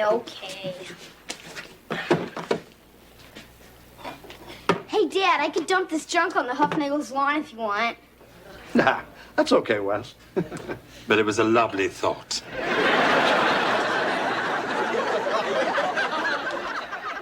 Désolé, mais votre heure est finie. Okay, don't tell me. You said, I'm sorry, but my car doesn't have fins. Close. No, I said our time's up. Oh, okay. I learned a lot today. Hey, that's great. So when do we get together again? Oh, I don't know. How about Saturday night? Well, I usually go out on Saturday night. Well, yeah, that's kind of what I meant. Are you asking me on a date? Well, I don't see anyone else in the room. Is that a yes? Yeah, I guess so, sure. Great, then we'll see you Saturday. Yeah, see ya.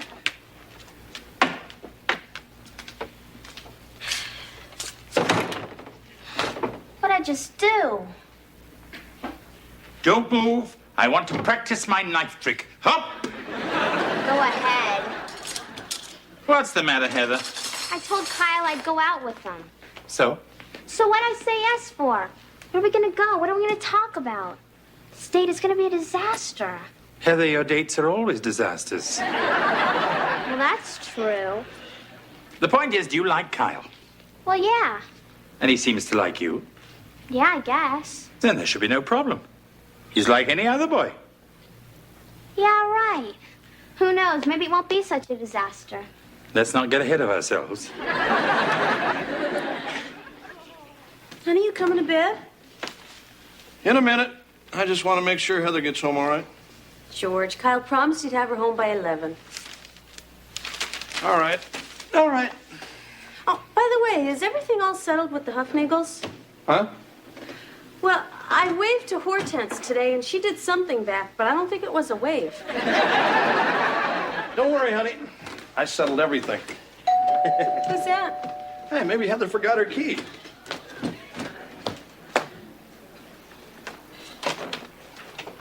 Buenas noches. This is the Owens residence? Yeah, but... Your dinner, amigo. Ándale, ándale, ándale. Ándale. Música.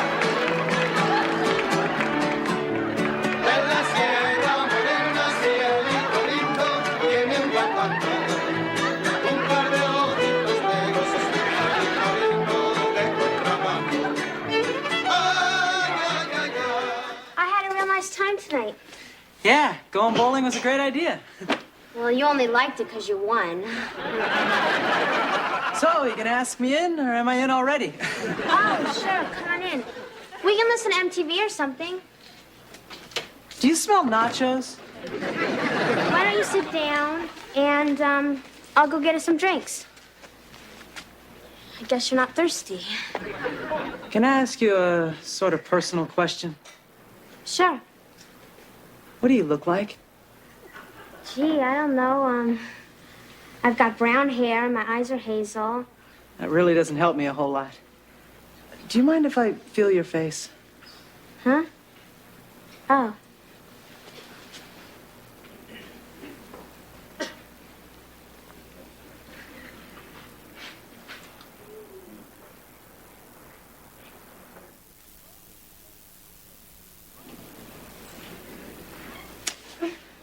What's wrong? Nothing. Why'd we stop? I don't know. I guess I've never held my breath that long.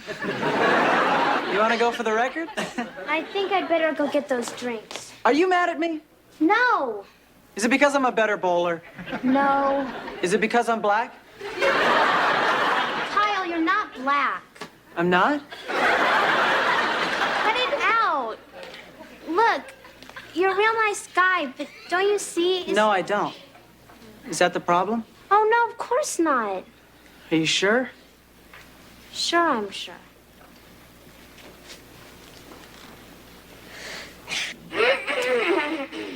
Wesley, what are you young people up to? Wesley! Are you kissing my sister? Yeah, I was. Well, I hope you've had your shots.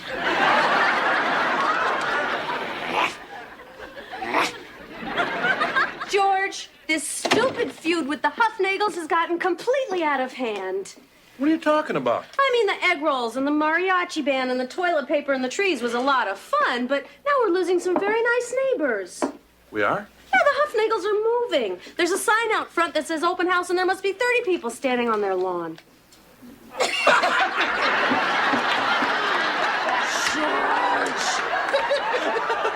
Will you please take that sign down right away? What kind of example are you setting for your children? It was his idea. Come on, guys. Let's go do what your mom says. Hello? No, this is not Monique's house of pain. I wish we thought of that.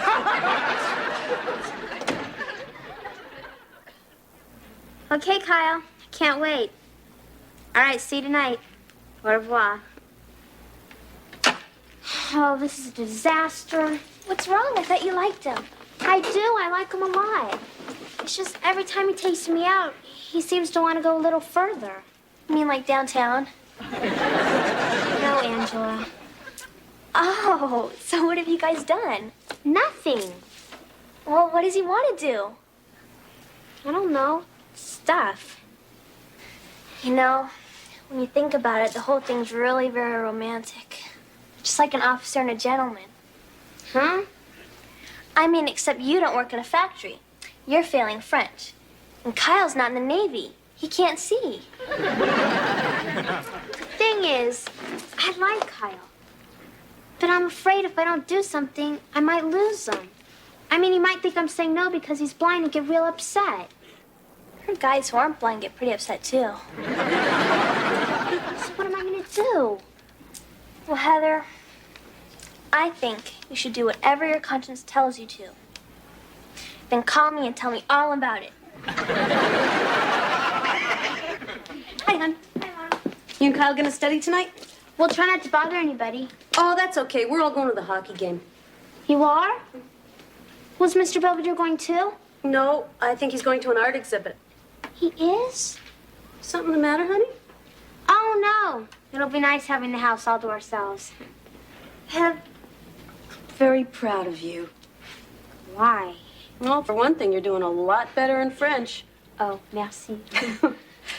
And I'm very proud of the way you've been handling yourself with Kyle.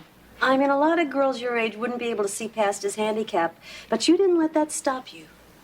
Oh, no, not me.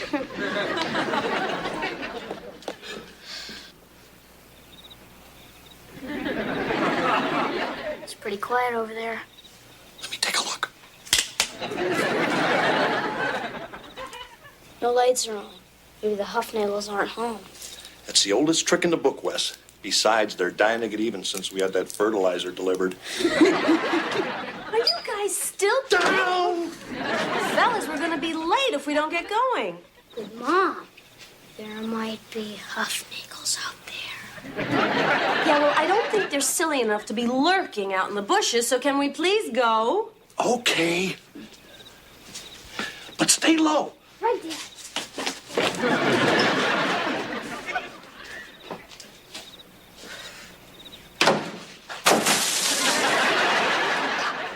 Yeah, Angela, everybody's going out tonight, and it's just gonna be me and Kyle.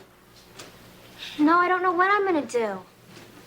No, you cannot stay on the line and listen. Heather, I'm going. Bye. Everyone leave for the game? Yeah, they left a few minutes ago. What are you Kyle up to tonight? Oh, nothing. We just figured we'd stay home and really hit those books. Big test coming up? Yeah, sort of. Everything all right between you and Kyle? Yeah, sure. I like Kyle a lot. Good. Oh, and Mr. Belvedere? You were right about him. I was? He's just like any other boy. Good night. Good night, Heather.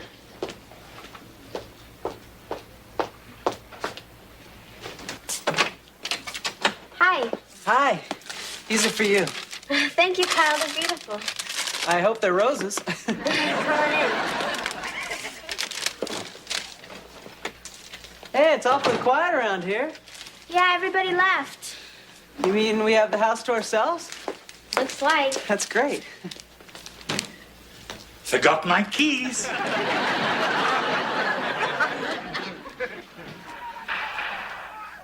Mr. Belvedere, shouldn't you be leaving for your exhibit? Oh, no.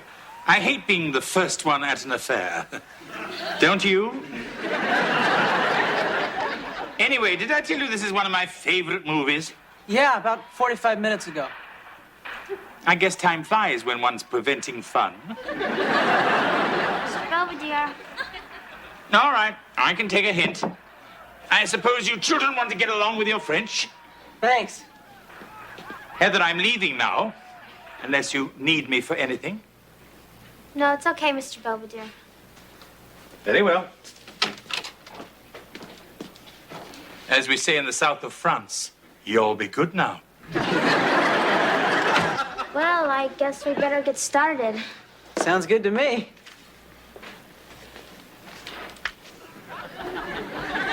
Okay, lesson 15 at the bakery. Pardon, monsieur, ces croissants sont-ils frais? You know, you smell real pretty tonight. Merci. Combien coûtent les éclairs au chocolat? Heather, I'm not interested in chocolate eclairs. Pourquoi? Kyle. What's the matter? Je ne suis pas prête pour l'amour. Excusez-moi. Heather! No!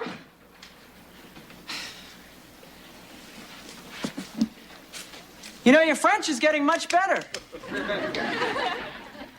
Come back, please. Heather, where'd you go? Come on, where's that pretty little smile?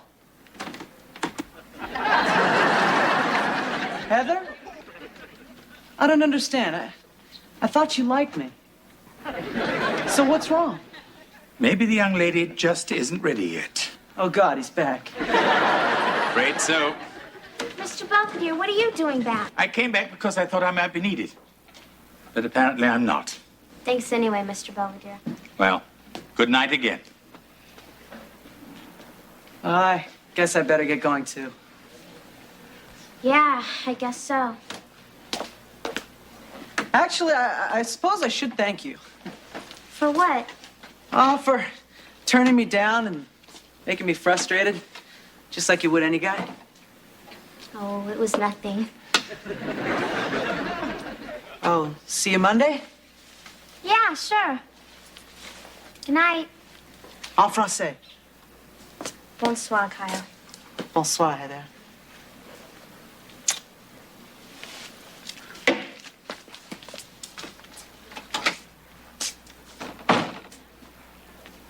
Good night, Mr. Belvedere. I was just leaving. Yes, that is the most sensible thing to do. I quite agree. Just a moment. George, I have Homer Hufnagel on the phone.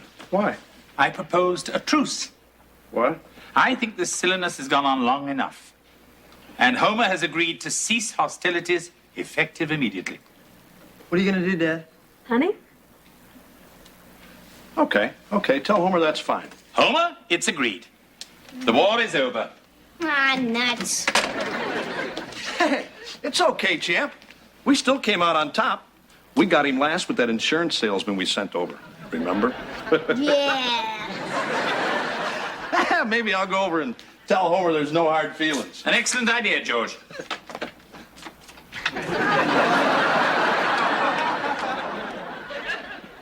Didn't I mention that?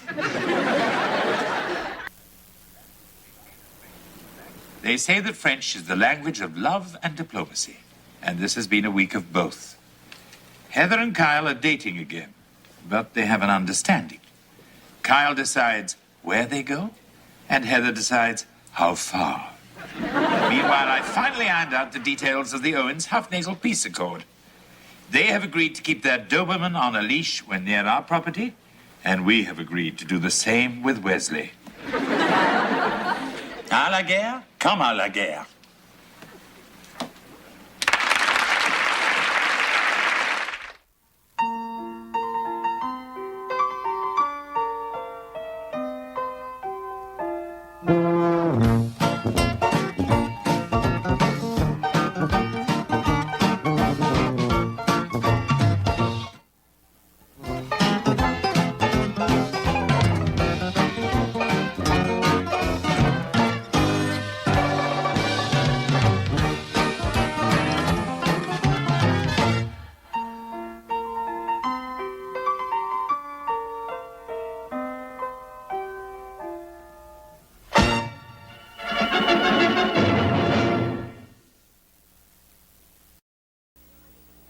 Hey, Mr. Belvedere, what do you think of this campaign slogan? You're in good hands with Heather. What are you running for? Class chiropractor? No, treasurer.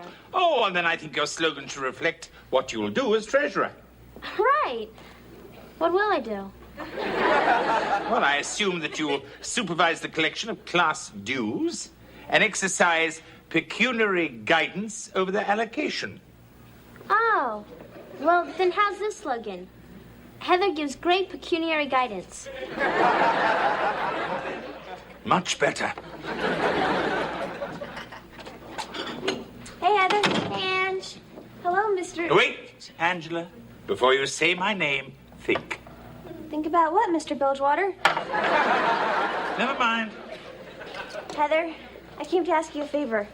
Will you be my campaign manager? Ooh, what are you running for? Class treasurer. Oh. But that's what I'm running for. Great, we can run together. Angela, it doesn't work like that. Oh. So maybe only one of us should run. Which one? Oh, I don't know. Whoever has the best chance to win. Mr. Belvedere, who would you vote for? Her or me? Who else is running? Mom, you still want this? Honey, that's my mink. Yeah, can I sell it? No. Well, you don't need it. You're always saying how Dad never takes you anywhere. What's the scam, Wes? It's for my school auction. We gotta raise money to help the hungry. Well, you could donate a batch of my homemade fudge.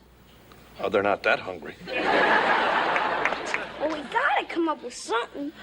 Howie Hufnagel's bringing in a color TV, and Tommy Greenberg's dad is giving away a free gynecology exam. I don't know. What do we have around here that we could give away? What about him? How about you? What about me? We could auction you off. You know, you could be somebody's butler for a day. Wesley, I don't think I like the idea of being put on a block like a prize steer. You probably wouldn't get much for him anyway, Wes. Unless you sell him by the pound.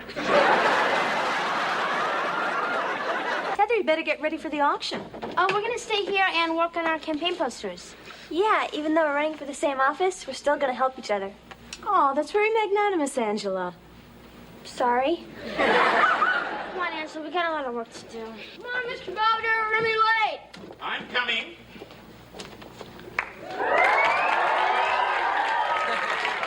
Hey, check out Jeeves here. You like it? I wore this every day during my service with the royal family. How come you never wear that around here?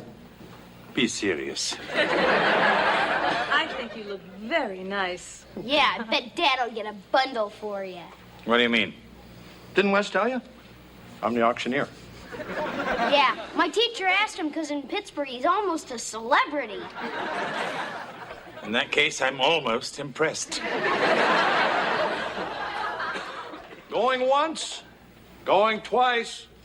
Sold to the man in the blue blazer for $15. You can call Dr. Greenberg for your appointment. Have fun. Our next item, a limited edition on crushed velvet, was donated by the Steeltown Inn just before it was closed down for prostitution. Do I hear an opening bid?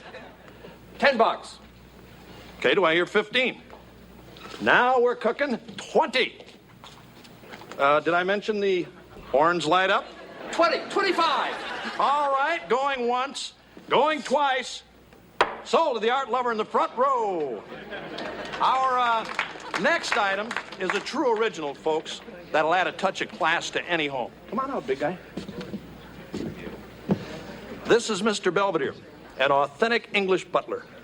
Do a little spin for the folks, Jeeves.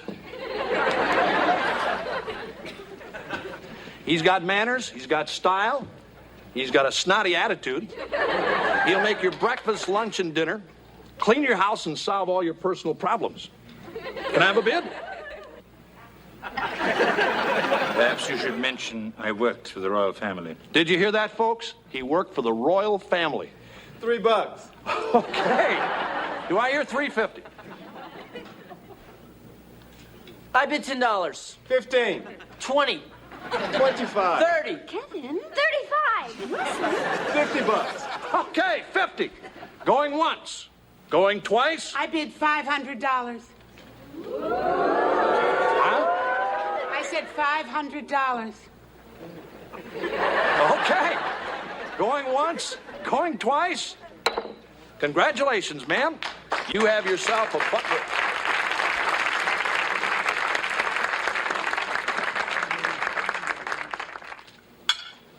The eggs were delicious. Thank you, madam.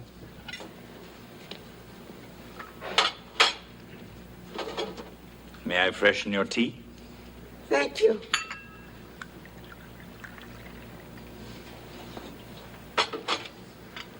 May I spread madam's marmalade? Sure, why not? Do you treat the Owens family like this? I usually throw them some raw meat and stand back. More fruit compote? It's all so wonderful. Why don't you sit down and join me? Oh, I'm afraid I couldn't. It wouldn't be proper. Oh, would it be proper if we chit-chat? Well, perhaps I could bend the rules.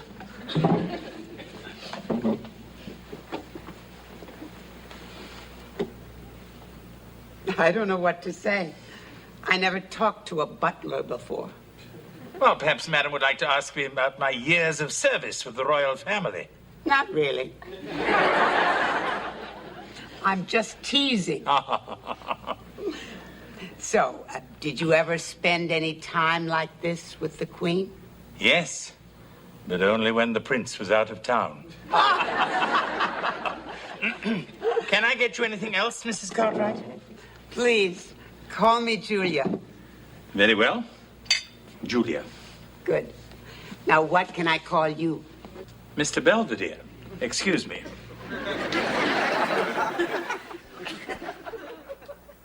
Done. Vote for Angela. Well, that's it? Well, what's your say? Vote for Heather. She's real together. Well, I couldn't think of anything that rhymed with Angela. Except maybe tangerine. Look, Angela, why don't you rhyme something besides your name? Like what? Oh, I don't know. Angela in charge of your money. Hey, that's really funny. Ooh, that's good. What do you mean it's really funny? What's so funny about it? Look, Angela, I'm just trying to help you get some votes. I mean, hardly anybody knows who you are. Oh, excuse me, Miss Popularity. Just face it, Angela, you're the underdog. And she should know. She's a real dog. I'm getting a soda. No, thank you. Maybe she's right. Maybe I am a loser. Hey, if you want to beat Heather, all you gotta do is dig up some dirt. How am I gonna do that?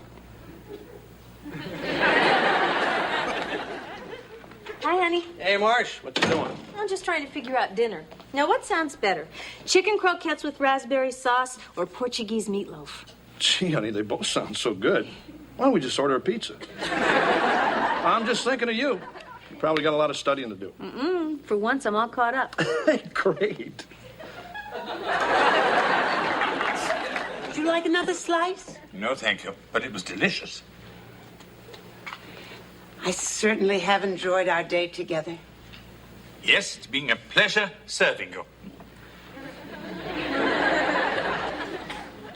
Now, is there anything else before I leave? Can I buy another hour? I'm not that kind of butler. No, I'm serious. Would you consider making this a permanent arrangement? I'm very flattered, but I'm afraid not. I'll give you twice what the Owens are paying you. That would almost be minimum wage. You wouldn't have to do much. Julia, that's very generous of you, but no. All right. But would you at least join me for a little farewell toast? I have some very nice sherry. Certainly.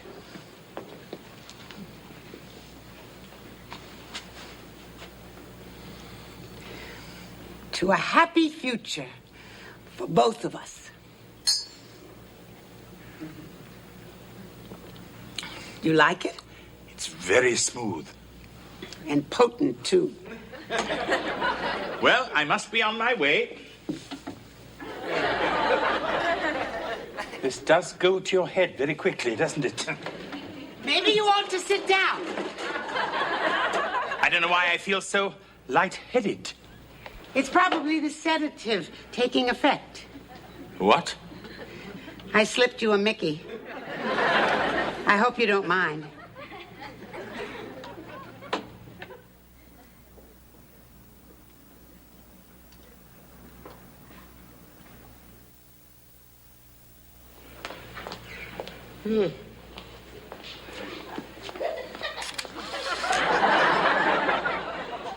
Thanks, Wes. I needed that. Morning, Dad. Just checking the flash. Well, get in here and eat your breakfast. By the way, you seen Heather? I think she's taking a shower.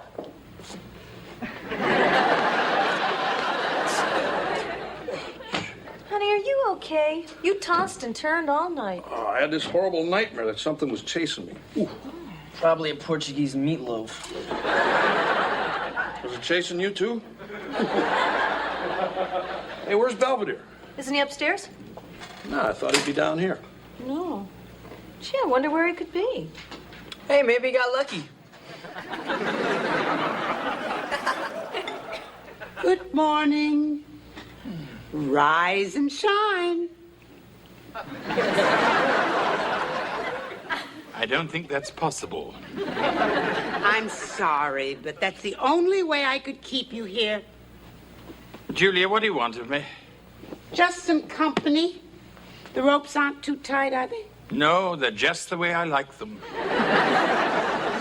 Aren't we grumpy? Look, Mrs. Cartwright. Julia. Look, Julia, pardon my curiosity, but how long are you going to keep me like this? Not long. Just until you feel at home. And when I feel at home, I can leave? Why would you want to? Well, look, Julia, I'll have to be untied for a little while. I need to get cleaned up. Oh, no problem.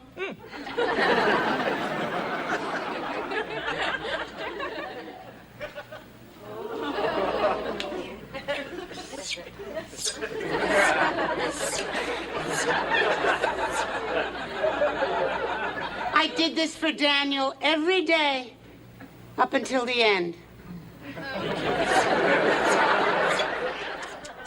Look at this. Another hostage taken in the Middle East.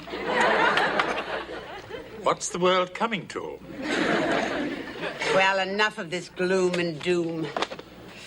What do you want to do now? Scratch my nose.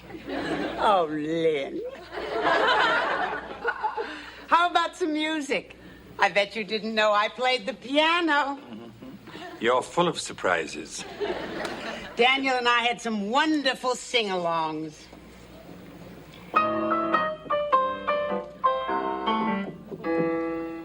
You can take the moon, gather up the stars, and the robins that sing merrily.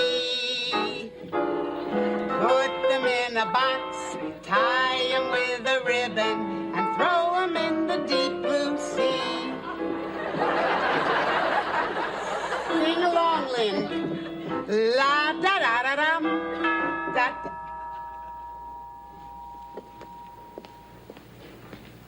I'll get it. I'm coming, open wide.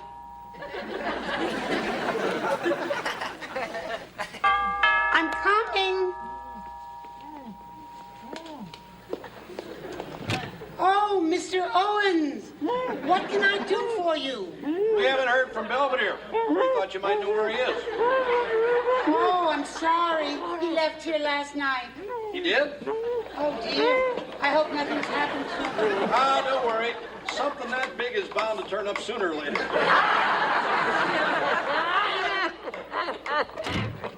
Now, where were we? Now, if you don't know the words, Lynn, hum along. You can take the moon and gather up the stars and the rock. Wesley, I'm gonna kill you. What's the matter? What happened? Wesley took a picture of me getting out of the shower, and Angela stuck it all over the cafeteria. The naked truth about Heather Owens. Vote Angela for treasurer. It's a funny place for a mole. You are in big trouble, young man. I'm back. What happened? Belvedere's not over at Mrs. Cartwright's. Does she know where he is? Nope, she said he split last night. I wonder where he could be. I bet she did something to him. Wes. She's a real weirdo. Nobody ever goes to her house. We're even afraid to vandalize it on Halloween. Maybe we should drive around the neighborhood, see if he's at any of his favorite hangouts. Okay, but that's a lot of donut shops. Ready or not, here I come.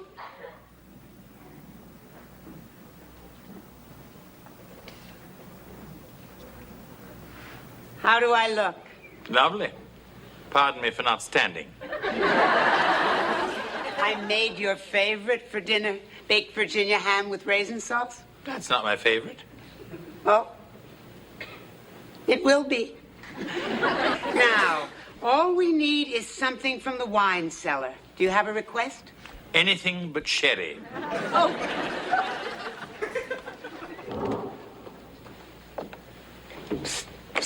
Wesley, is that you? I'm saving you. That's very thoughtful of you. Now go away. Stop.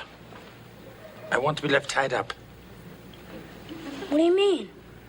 You like this kind of stuff?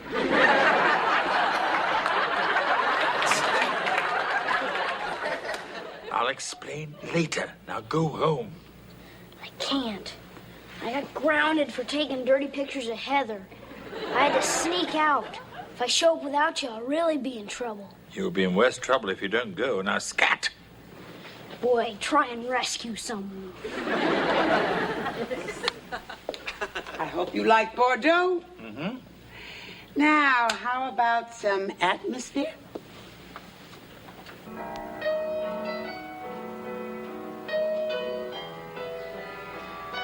On our silver anniversary, Daniel took me to a lovely hotel in Pottstown. We had dinner, danced, and the band played this just for us.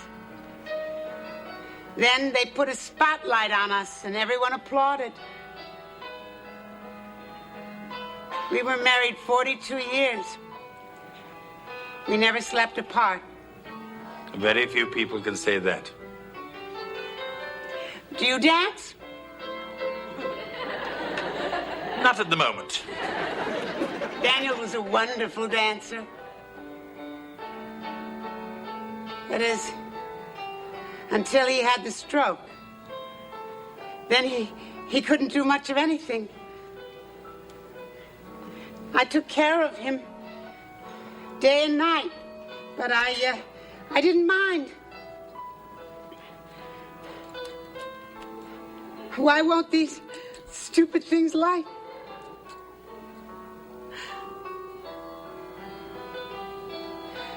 Oh, God, what am I doing?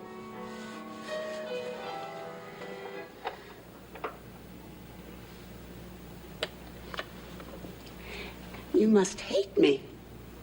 No, I don't. I'm sorry. I'll just untie you. That won't be necessary. You're loose. Yes. I have been for the last hour. You mean you could have walked away any time you wanted? Hmm? Why did you stay? I rather like a close shave every now and then. I bet you think I'm crazy. No. Just a little lonely. So, are you going to call the police? I think there are better people for you to talk to. Anyway, you didn't transport me across state lines. Well, I guess you'll want to be going now. No. Not yet. Why? What are you going to do? Well, at the very least, I think you owe me a dance.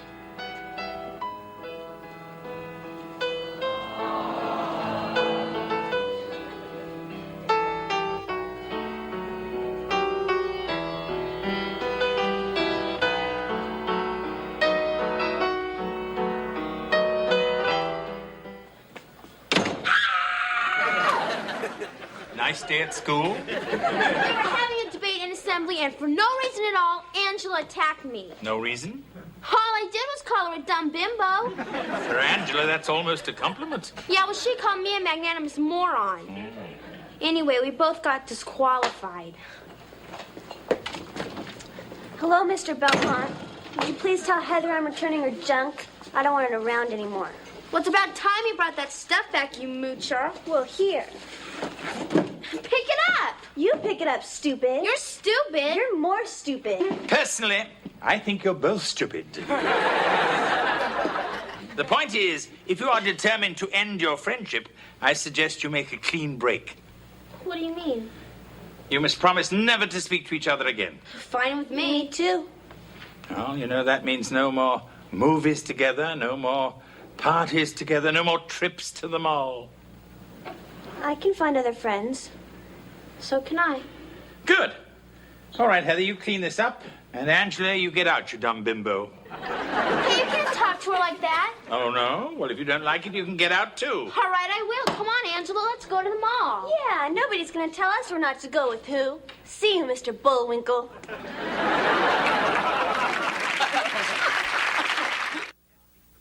After testing the political waters and nearly drowning, Angela and Heather are inseparable once again. One bright note, however, neither is speaking to me. Julia called to say she's doing much better now she's started counseling. I don't know why women find me so irresistible, but eventually they get over me.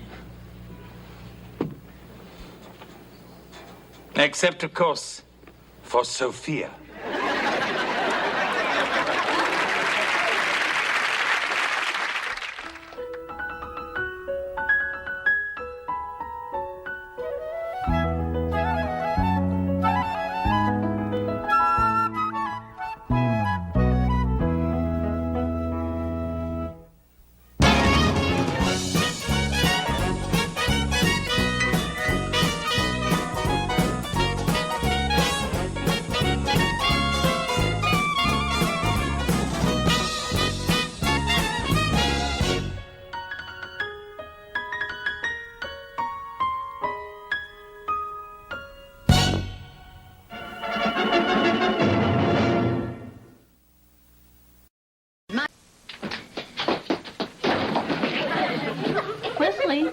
answer that.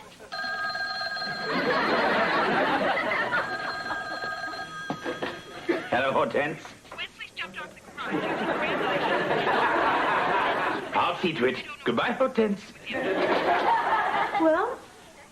Mrs. Hufnagel claims that Wesley was using Grandma Hufnagel's shawl for parachuting off the garage roof. Wesley Owens, you could have been killed. Not really. Grandma Hufnagel was sleeping one off on the lawn and she broke my fall. You go up to your room and don't come down till I tell you. Yes, ma'am. And while you're at it, I want you to write that valedictory speech for your graduation. Come on, Mom. Just because I got the best grades in school, why do I have to write a speech about it? To be named 6th grade valedictorian is a great honor, and I'm proud of you. Great, then maybe you should write it. Don't you sass me, mister! Kevin, you're home early. I thought you had a date with Cindy. You won't believe it, Miss Belvedere. It was incredible. Suddenly we started trembling. The car was vibrating. The whole earth was tossing and turning. Cindy must be quite a girl. Huh? No, I saw a UFO. You know, like a flying saucer. See, we were parked up on Lookout Mountain, and I looked up and I saw this big round silver thing with little rotating lights. Well, perhaps it was an airplane or a helicopter. Maybe it was a blimp. Hey, I know a blimp when I see one. I mean, you know what I mean. So, what do you think, big guy? I think those sacks look better on the potatoes. We're in training for Father Dad Olympics at school. And you're practicing for the Guess My Lower Extremities competition? It's a sack race, Belvedere. Yeah, I put pink fringe on mine. Yeah, and I got blue because I'm a guy. I'll call Bellevue. They're running a 2-for-1 special. Don't listen to him, kitten. He'll change his tune once we win the wheelbarrow race. Ready? Okay. You get the door.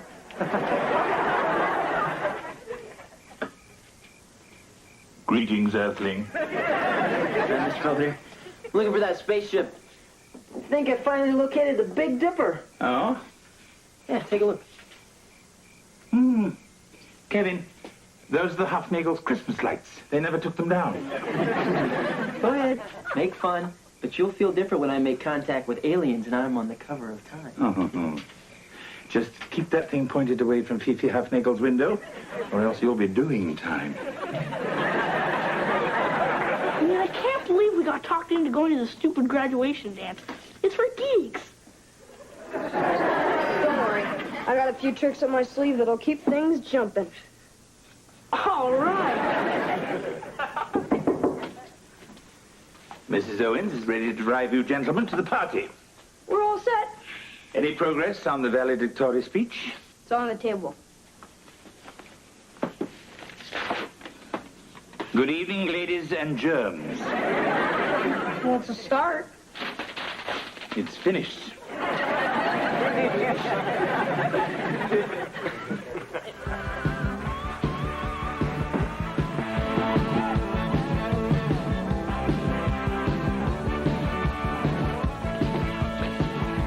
Oh, man, it's even geekier than I thought. Quick, give me a chunk. Calm down, Miles. There's a time and a place for everything. Hello, boys. Hello, Principal Hodges. Let me make something clear, Owens. I may have to let you come to this dance, and I may have to let you be valedictorian, but that doesn't mean I have to like you. May I say, sir, that those hair implants have taken beautifully. Don't kiss up to me, Owens. It won't help. I'm watching you. Well, let's go see what the guys do. Hey, guys. Hey, guys. Anybody interested in a little action? Yeah? Like what? Like a toad in the punch bowl. Ah, come on, Wes. Get real. That's kid stuff. But this room is full of girls. Don't you want to bug them? Hi, guys. Hello, Wesley. What do you want, rat face? Oh, Wesley. You've called me that since kindergarten. Don't you think it's about time you use my real name? Okay, what do you want, barf brain? Wesley T. Owens, you are gross. Yeah, get with the program. I'll dance with you, Roberta. Okay. Fine. Let's get out of here. Oh, Roberta looks kind of cute. What? Oh, nothing.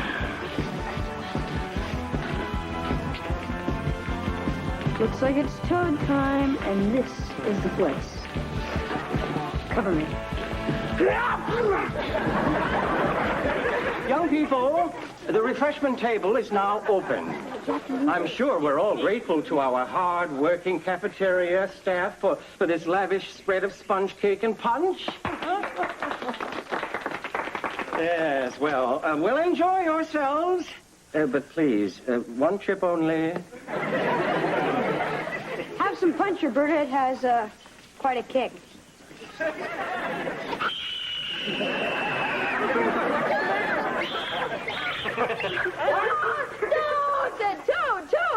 Toad!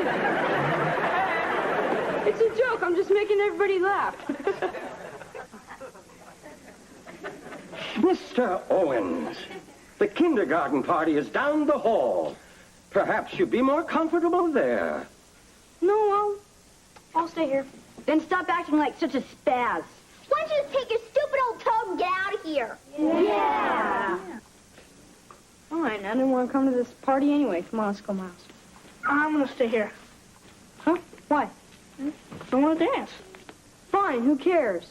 I'm getting out of here. While you're at it, why don't you grow up? Yeah.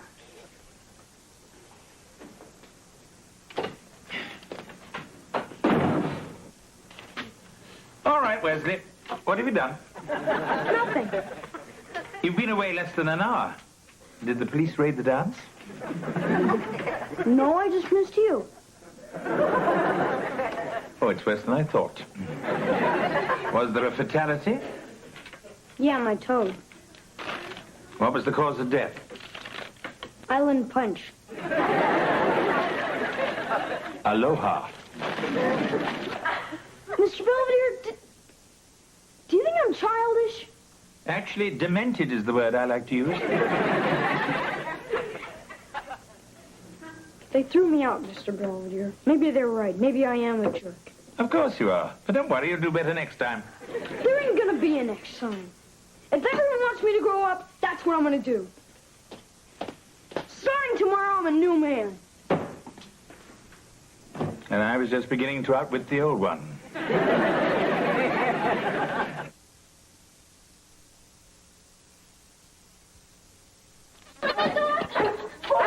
Close the door!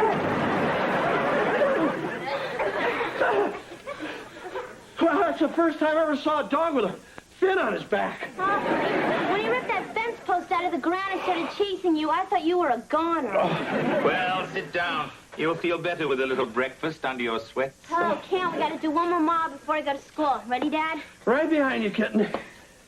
Well, let's go out the front. Gee, I hope George isn't overdoing this training thing. Yes, he did look dog-tired. Morning, all. Hi, honey. Gee, don't you look nice. Is there something special at school today? No, except we have a new substitute teacher, and I just want to make a good impression. Honey, are you feeling all right? Never better. Would you like some breakfast? We have cocoa crunches. Not really, that's for kids. I think I'll just grab a cup of coffee on the way in. Bye, all.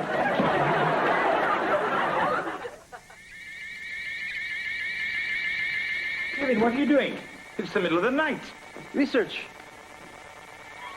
Oh, yes, of course. Vixens from Venus is the last word in authenticity. Don't you think this alien lunacy's gone far enough? Look, it's not lunacy, it's fact. Oh, regardless, it's ruining your health and interfering with your studies. Are you kidding? I've never studied harder. Chariots of the gods, communion, men who hate aliens, and the women who love them. This one's got pictures. See? There have actually been cases where human males have made love to alien women. Oh, it happens every day. Yeah, look at this. A Peruvian farmer was plowing a field late at night, and all of a sudden, he was caught in a beam of light from the sky. A beautiful alien woman came down and, Plowed his field? Yeah, and if it can happen in Peru, it can happen in Pittsburgh.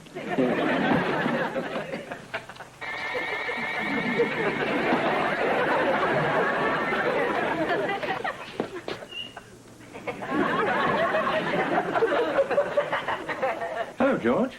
Hi, Belvedere. Did you know there are 3 Fritos, a set of car keys, and a Chocodile under the stove? I know, that's where I keep them. May I ask what you're doing? I wrecked my back practicing for the wheelbarrow race. I figured this might help. I see. I thought that father-daughter thing was going to be a bunch of fake girl sports. Some of those kids are killers. Oh.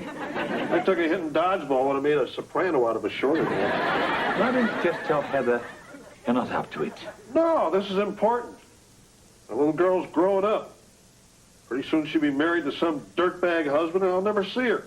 Maybe my last time to do some special stuff with her. George, you're going to have to let go sooner or later.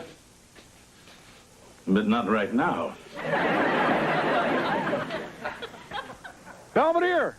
Belvedere! Hey, get me off this thing, will you? Good afternoon, all. Hello. Hi, honey. You're home from school awfully late. Did you have detention? No, a meeting at the Dairy Queen. Possible distribution deal for the school paper. Honey, is there anything you'd like to talk about? Now that you mention it, I was wondering if I could give a party here. Party? Nothing fancy, just a casual little get-together with a few of the right kids. Make some contacts, do a little networking. Well, sure. Hey, we could have ice cream and little hats and, hey, maybe even a clown. Let me get back to you on that. I'm gonna go make some Postum and wheat thins. He's sick, isn't he? The Hofnagels must think so. They've just taken their house off the market. I'm worried about him, Mr. Belvedere. Oh, I assure you, Mrs. Owens, that underneath that 3-piece suit, there beats the heart of a potential felon. Can I help you? Yes. Bob Kincaid, Mutual of Pittsburgh. Someone here called about buying some long-term life insurance. No? That's for me.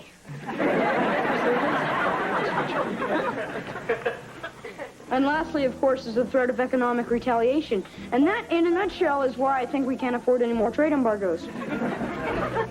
Rumaki, anyone? Hey, this is liver. Well, it wasn't my idea. And there's cottage cheese for any of you young ladies who might be watching your weight. I'll be in the kitchen. If you need anything, just whistle. You do know how to whistle, don't you? Maybe not. Hi, Wesley. Roberta, glad you can make it. Won't you come in? Thanks. But no more toad tricks, okay? I wouldn't think of it. Oh. Hey, Wes. Can't we play a game or something? Now that you mention it, we do have enough hands here for a canasta tournament. Never mind. Miles, my man, you're looking razor sharp. Hi, guys. Bob, I'd like you to meet a pal of mine. Bob Kincaid, Miles Nomnoster. Bob Kincaid, Mutual of Pittsburgh. Say, your folks have a dental plan? Hey, Belvedere, what kind of kid's party is this? A bad one. Who's the guy in a cheap polyester suit? Insurance salesman. Mutual pain in the whatever. Hi. How's the party going? It's the worst. I've seen kids have more fun waiting to get a tetanus shot. And so we learned that Sudbury, Ontario is the nickel capital of North America. Wesley Owens. This is the most boring party in the history of the world. Yeah. I'm going to the mall. Yeah, this is Dullsville. I'll drive.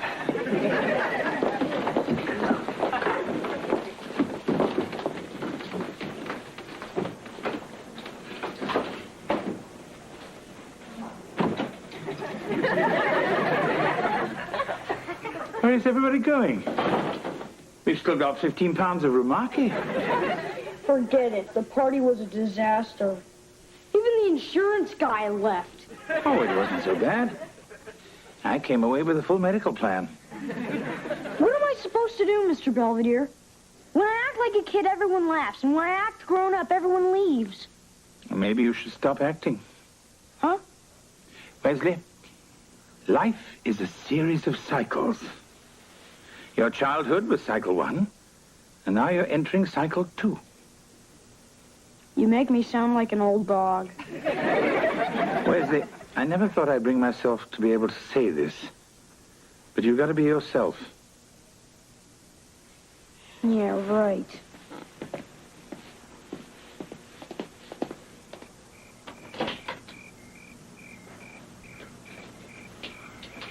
Hey, Wes.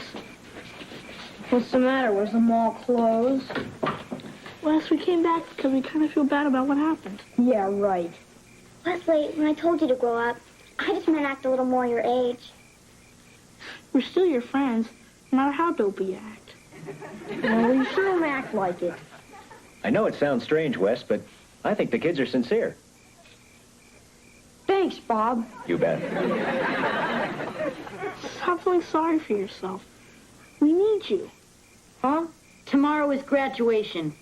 If we're gonna do something truly wicked to Principal Hodges, we've got to have your help. Forget it, I can't. You can't? The greatest criminal mind in the history of the school? I can't? Nope. Wait a minute. Is this the legendary Wesley Owens who set fire to the custodian's back hair? The boy who glued Miss Steckler's wedgies to the floor? The criminal genius who hid a dead fish in the detention hall radiator? The Wesley Owens who's going to lead us kids in the greatest prank in the history of Chester Conklin Elementary School? Yes! Yes! I'm that Wesley Owens, and I'll do it! Okay.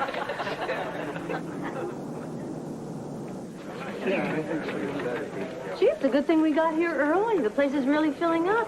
Oh, you wouldn't think so many teachers would show up for Wes's graduation. Give the people what they want, and they'll turn out. So, did you go over Wes's speech? No, he told me you did it. Have you seen it, Mr. Belvedere? No, all that Wesley said was that he'd prepared something special. Maybe we better map out the nearest exit.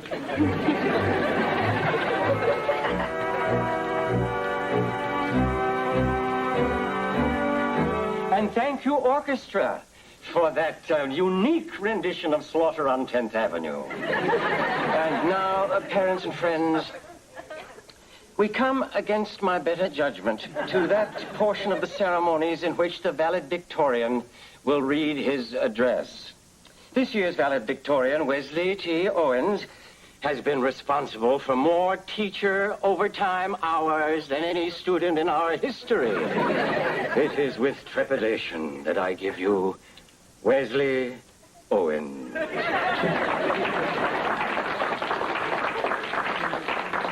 Thank you, Principal Hodges. On behalf of the graduating class, I would like to welcome you to our graduation. Being named valedictorian is a very great honor, but it would not have been possible without the fine education offered here at Chester Conklin Elementary School. An education of mind and of heart, for here we have learned not only to be ourselves, but to be the best selves we can possibly be. As we face an uncertain future, we can do so with full hearts, knowing that we come away from this place with the knowledge that will guide us through the shoals and rapids that lay ahead. Thank you all. That's it? Yes, sir. Well, in that case, I guess I can release the SWAT team. Now, if everyone will join me in singing the school song.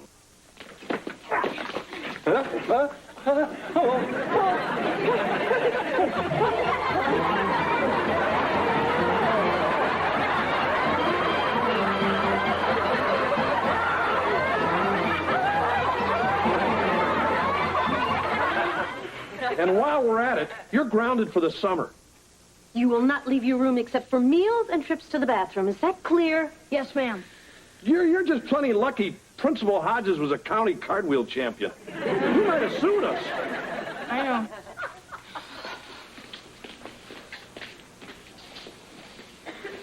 But you gotta admit, it was a great prank. I'd give it 4 stars.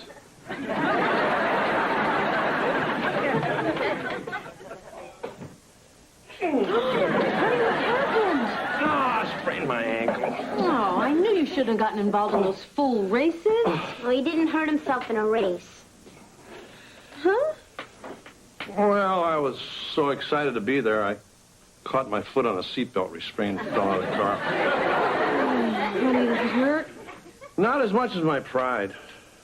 I'm sorry, kitten. I wanted to be a hero and win you a bunch of medals. Well, that's okay, Dad. It's like you always taught me. It's not whether you win or lose, but how you get out of the car.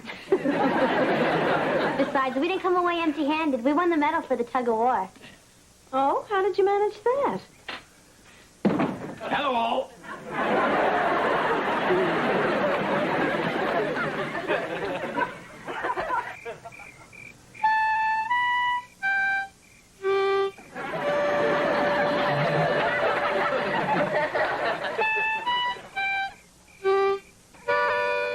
careful, or you'll draw harmonicets. Kevin, don't you think it's time that you gave up this quest of intergalactic romance and got back to normal life? Yeah, I guess so. It's just, once you've seen something that spectacular, you want to see it over and over. More than that, you want to be part of it. I know. I felt that way the first time I saw Ursula Andress. Kept some dinner in the oven. Oh, no thanks. Cindy invited me over to her place, and she said I can have anything I want. Sounds like a good offer. Yeah. See ya.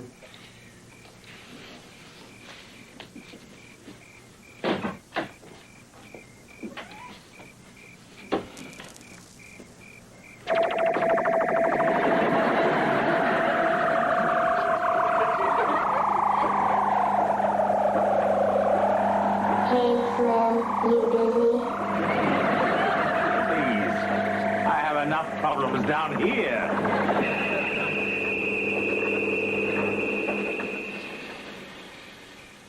Intergalactic twit.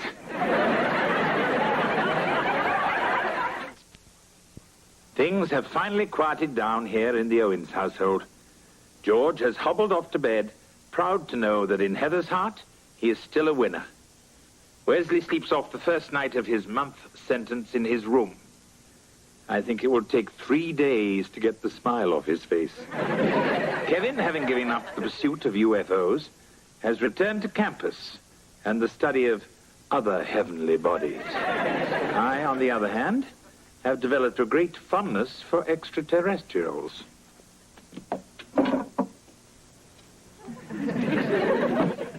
After all, anyone who calls me slim can't be all bad.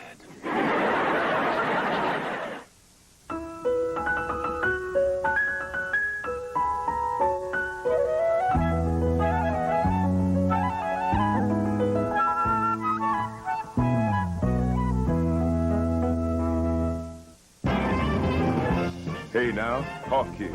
Dig this. I've only got 10 seconds to advise you to catch Spencer for hire. Tomorrow, advising is what I do best. Watch. Sunday at 7, the world's most extraordinary couple has returned. Alan and his mermaid wife, Madison, in the all-new Splash 2.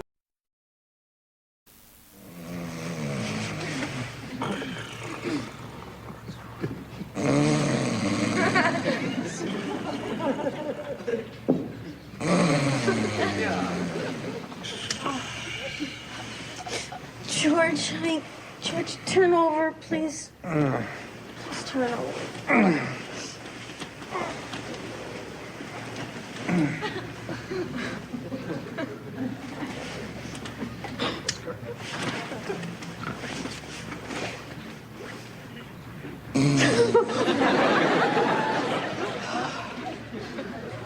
Okay, look, it's not so bad.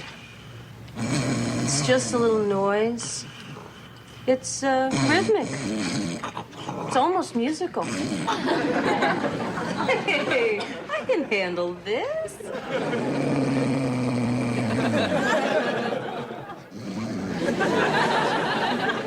Morning, Wesley. What are you doing? Shh. Watch this.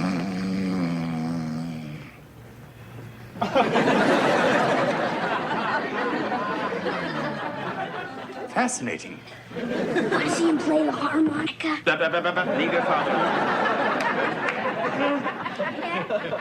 Morning, Mr. Owens. Hey. I dreamt I was on a Lawrence Welk show or something. Imagine that. Uh-oh, Dad's on the couch. Still snoring, huh, Dad? That's what your mother tells me, but I haven't heard it.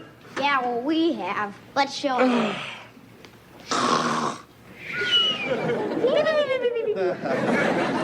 Kids, that's not funny. Children, I think that's breakfast. Certainly.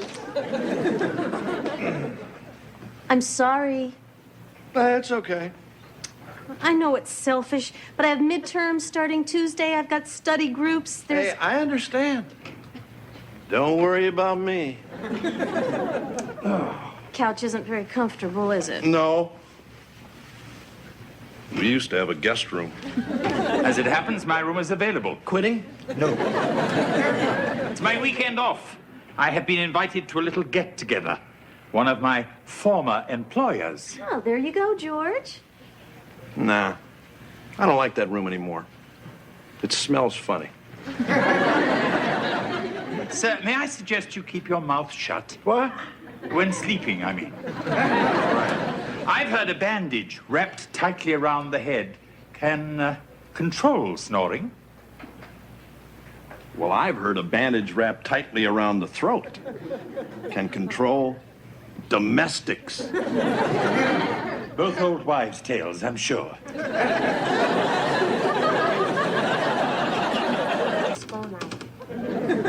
Unless I can tell her I'm going to your house.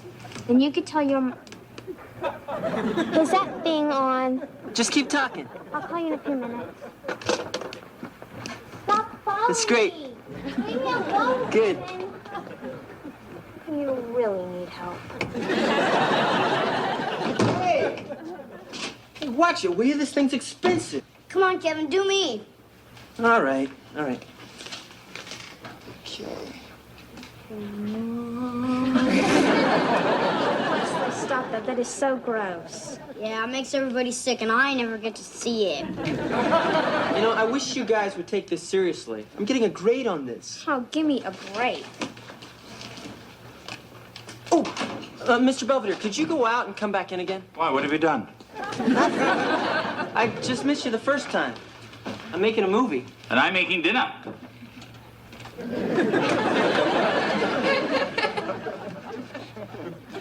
What kind of a movie, Kevin? Oh, it's a project for school. It's going to be a documentary on the Owens family. Oh, cinema verite. Yeah, except nobody will do what I tell them. Kevin, the whole point of cinema verite is to record things as they happen. Allow people to act naturally. Oh, yeah?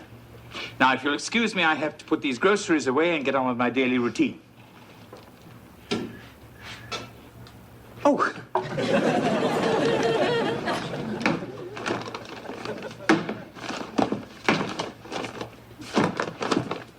Beets. They're not just for breakfast anymore.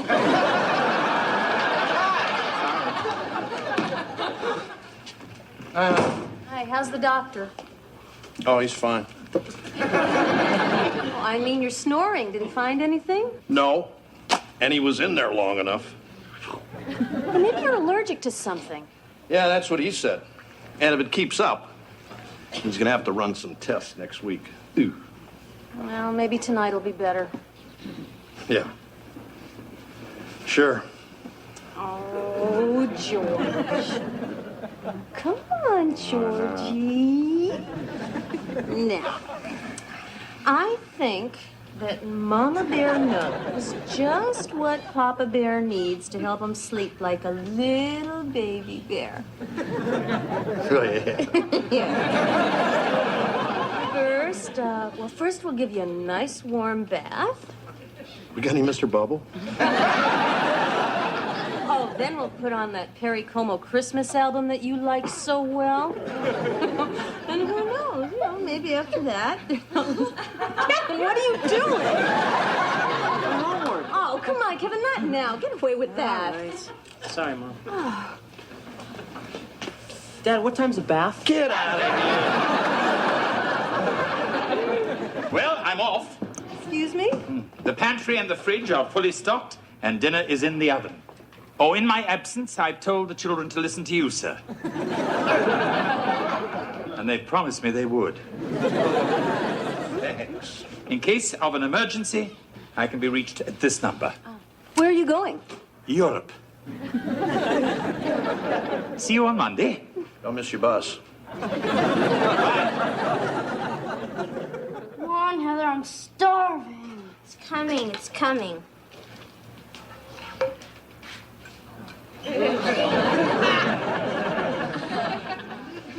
What is this? Eggs. No, come on, really. Can we get closer with this? Real funny. When's Mr. Belvedere getting back? Morning, kids. Dad? Hey, Kev, want to get a shot of your pop at the plate? No, thanks. Hey, Dad, I made you eggs. Oh, great, kitten. Hey, and just the way I like them. Yellow and white. Oh, they're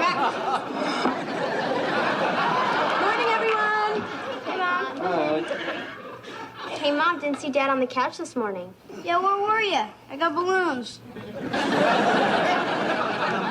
Yeah, it's been 3 nights in a row now and not a peep. How come you stopped snoring, Dad? I don't know, Wes. Maybe it was bubble bath. Nah. I didn't get one last night. Well, I had to study last night. Well, I just wish I knew what was different around here. Hello. I'm back.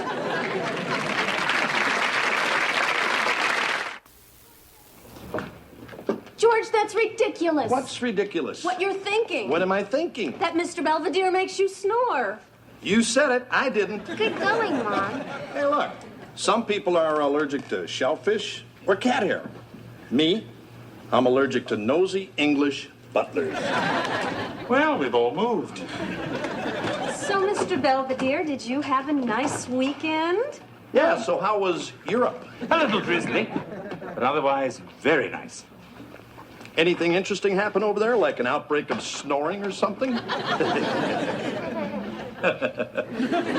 Incidentally, I hope your problem is better. Much better. I haven't snored for the past 3 nights. Wonderful. Yeah, it's too bad you couldn't have been here to hear me not snoring. But you were gone. Not here. Away. Ah, what an interesting coincidence. Yeah. Well, if you're needing anything, I'll be away in the kitchen. Come on, kids, let's get going. Well, what about Mr. Belvedere? It'll be okay. Just go ahead. Look, honey, you didn't snore last night or the night before that, and you are not going to snore tonight. Sure.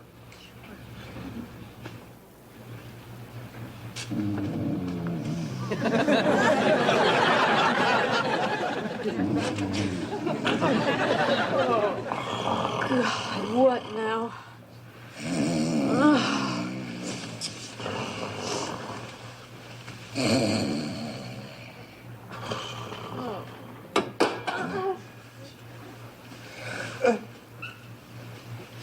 Let's go out. Oh, nothing. Just trying this on. It's new. Go back to sleep. I was snoring again, wasn't I? No. Oh, no. And even if you were, it has nothing to do with Mr. Belvedere. Yeah, sure. Oh, man. See you in the morning. Oh.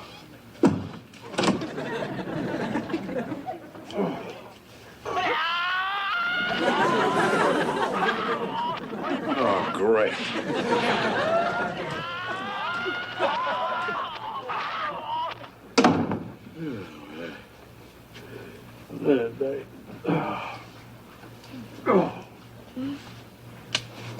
Who's there? This is only your dad, Wes. I'm gonna bunk in with you tonight. Okay. Oh.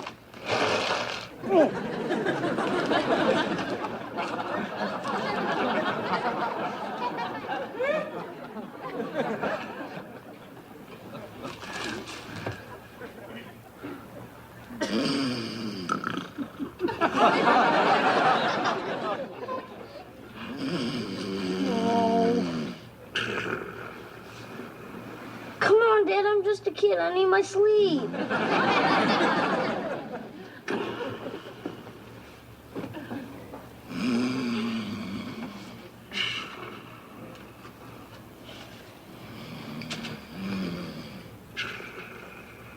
Give me my cookies.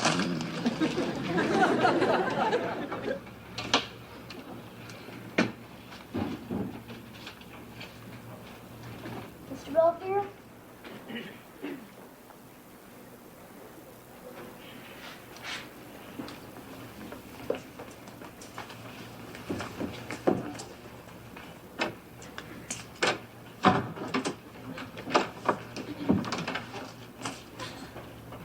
What are you doing here? Wesley, Mr. Belvedere is tired and would like to go to sleep.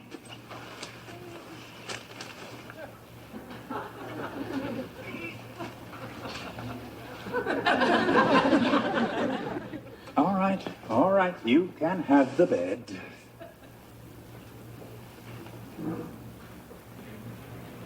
But I'm taking the cookies.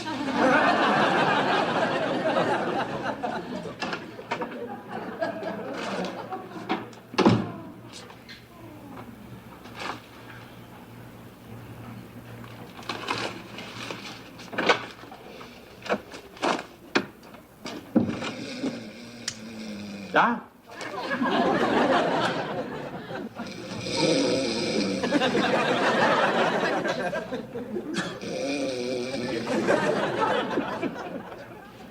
Maybe it is me. This is fun.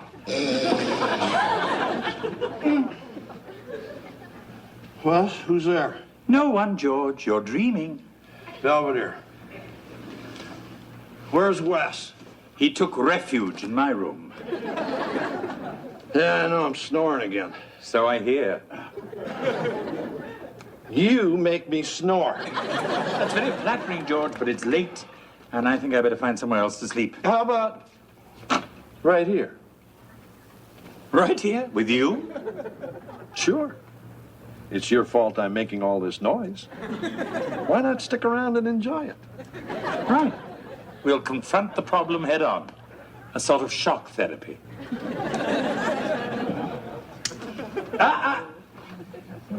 That's mine.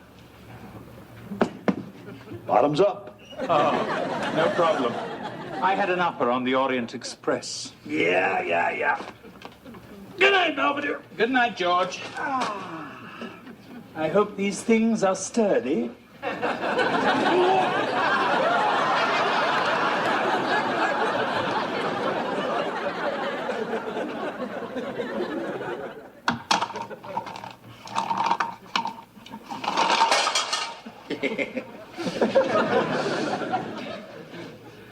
Belvedere. Belvedere.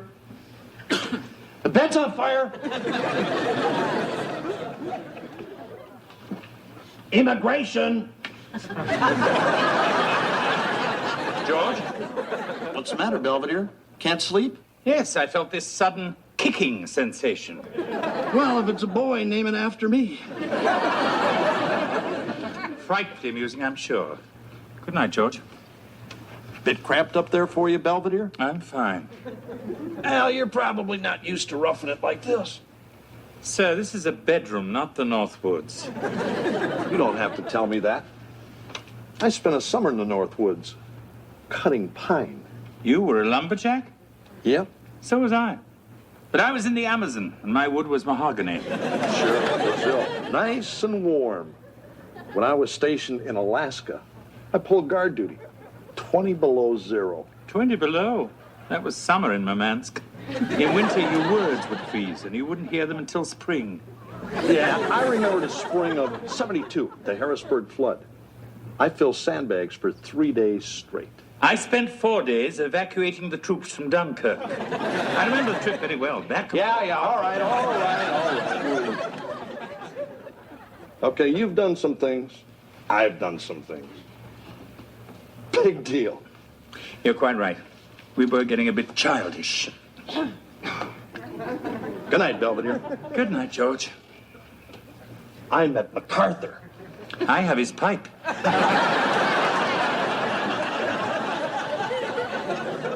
Wes, honey, time to get up. What are you doing in Mr. Belvedere's room? I don't remember. George! Morning, honey. Mr. Belvedere! Morning, Mrs. Owens. What's going on? We spent the night together.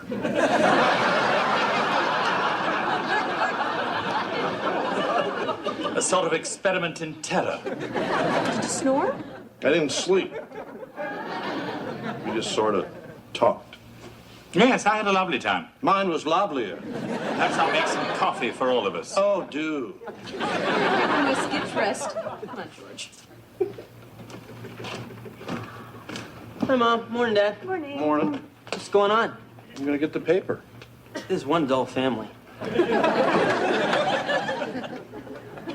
Maybe the squirrels are doing something. Mr. Belvedere, George just went to get the papers, so we don't have much time. Are we making a run for it? I don't know what happened last night, and I don't know if you know George's crazy idea about you and his snoring. Actually, he may be right. Well, I mean, snoring can be caused by unreleased anger or pent-up resentment. In George's case, I seem to be the main source of both. So stop it. I mean, I really think that this whole thing will blow over if you'll just try to make an effort to be nice to him. I'll do what's necessary. Trust me. That lousy Huffnagel dog, What happened? the stupid mutt chewed up the paper and then did something on it. Perhaps he read your column. It's okay. Let him take his little shots. I don't mind. Because I've got some news for you. And I've got some news for you. I quit. Why? As I told Mrs. Owens, it's best for all concerned. Right? Oh, absolutely. Goodbye. Hey, wait, you can't quit. I'm gonna fire you. Too late. Goodbye, Mrs. Owens. I'm sorry things didn't work out. Thanks for the memories. So long. Bye. Children. Hey, you walk out of here like this, you're not gonna get a reference. Oh, my. I'll just have to make do with Churchill and the royal family. That's it, Mr. Snooty. Start bringing up all your hot-shot friends. Excuse me. You know what? I don't think you ever knew Churchill or anybody else. I know you. And you know what else? I don't think you went to Europe for the weekend. You spent it in a motel just to drive me nuts. Where's that number he left? That number for Europe? Sir, I really don't think Come you on, honey, need- where is it? It's over by the phone. Just curious, that's all.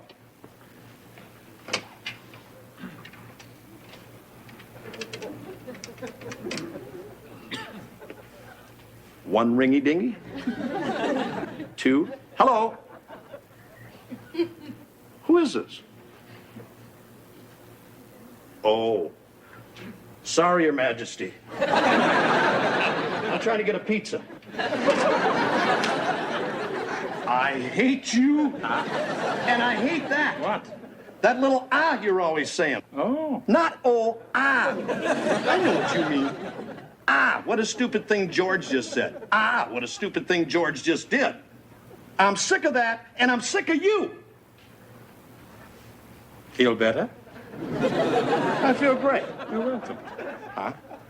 I don't think you'll be snoring tonight. Hey, you want to let me in on this? Well, you just had a little hostility that needed venting, and I was happy to be the ventee. No, there's nothing going on out there either. You mean you said all that stuff just to get me mad at you? Well, the only other thing I could do was leave. And I like it here. Yeah, well, we like it here, too. You know what I mean. I think I do. Breakfast in 15 minutes. What's that all about?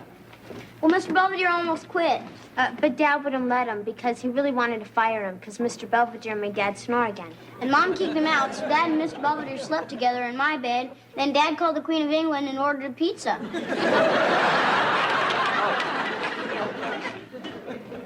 Can we do that all one more time? Hey, Dad? Anybody?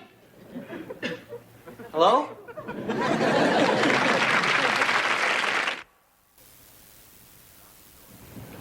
Allowing George the opportunity to vent his repressed frustrations regarding yours truly seems to have done the trick. He's now enjoyed his 5th consecutive snoreless night. However, I still say some of his remarks were quite uncalled for.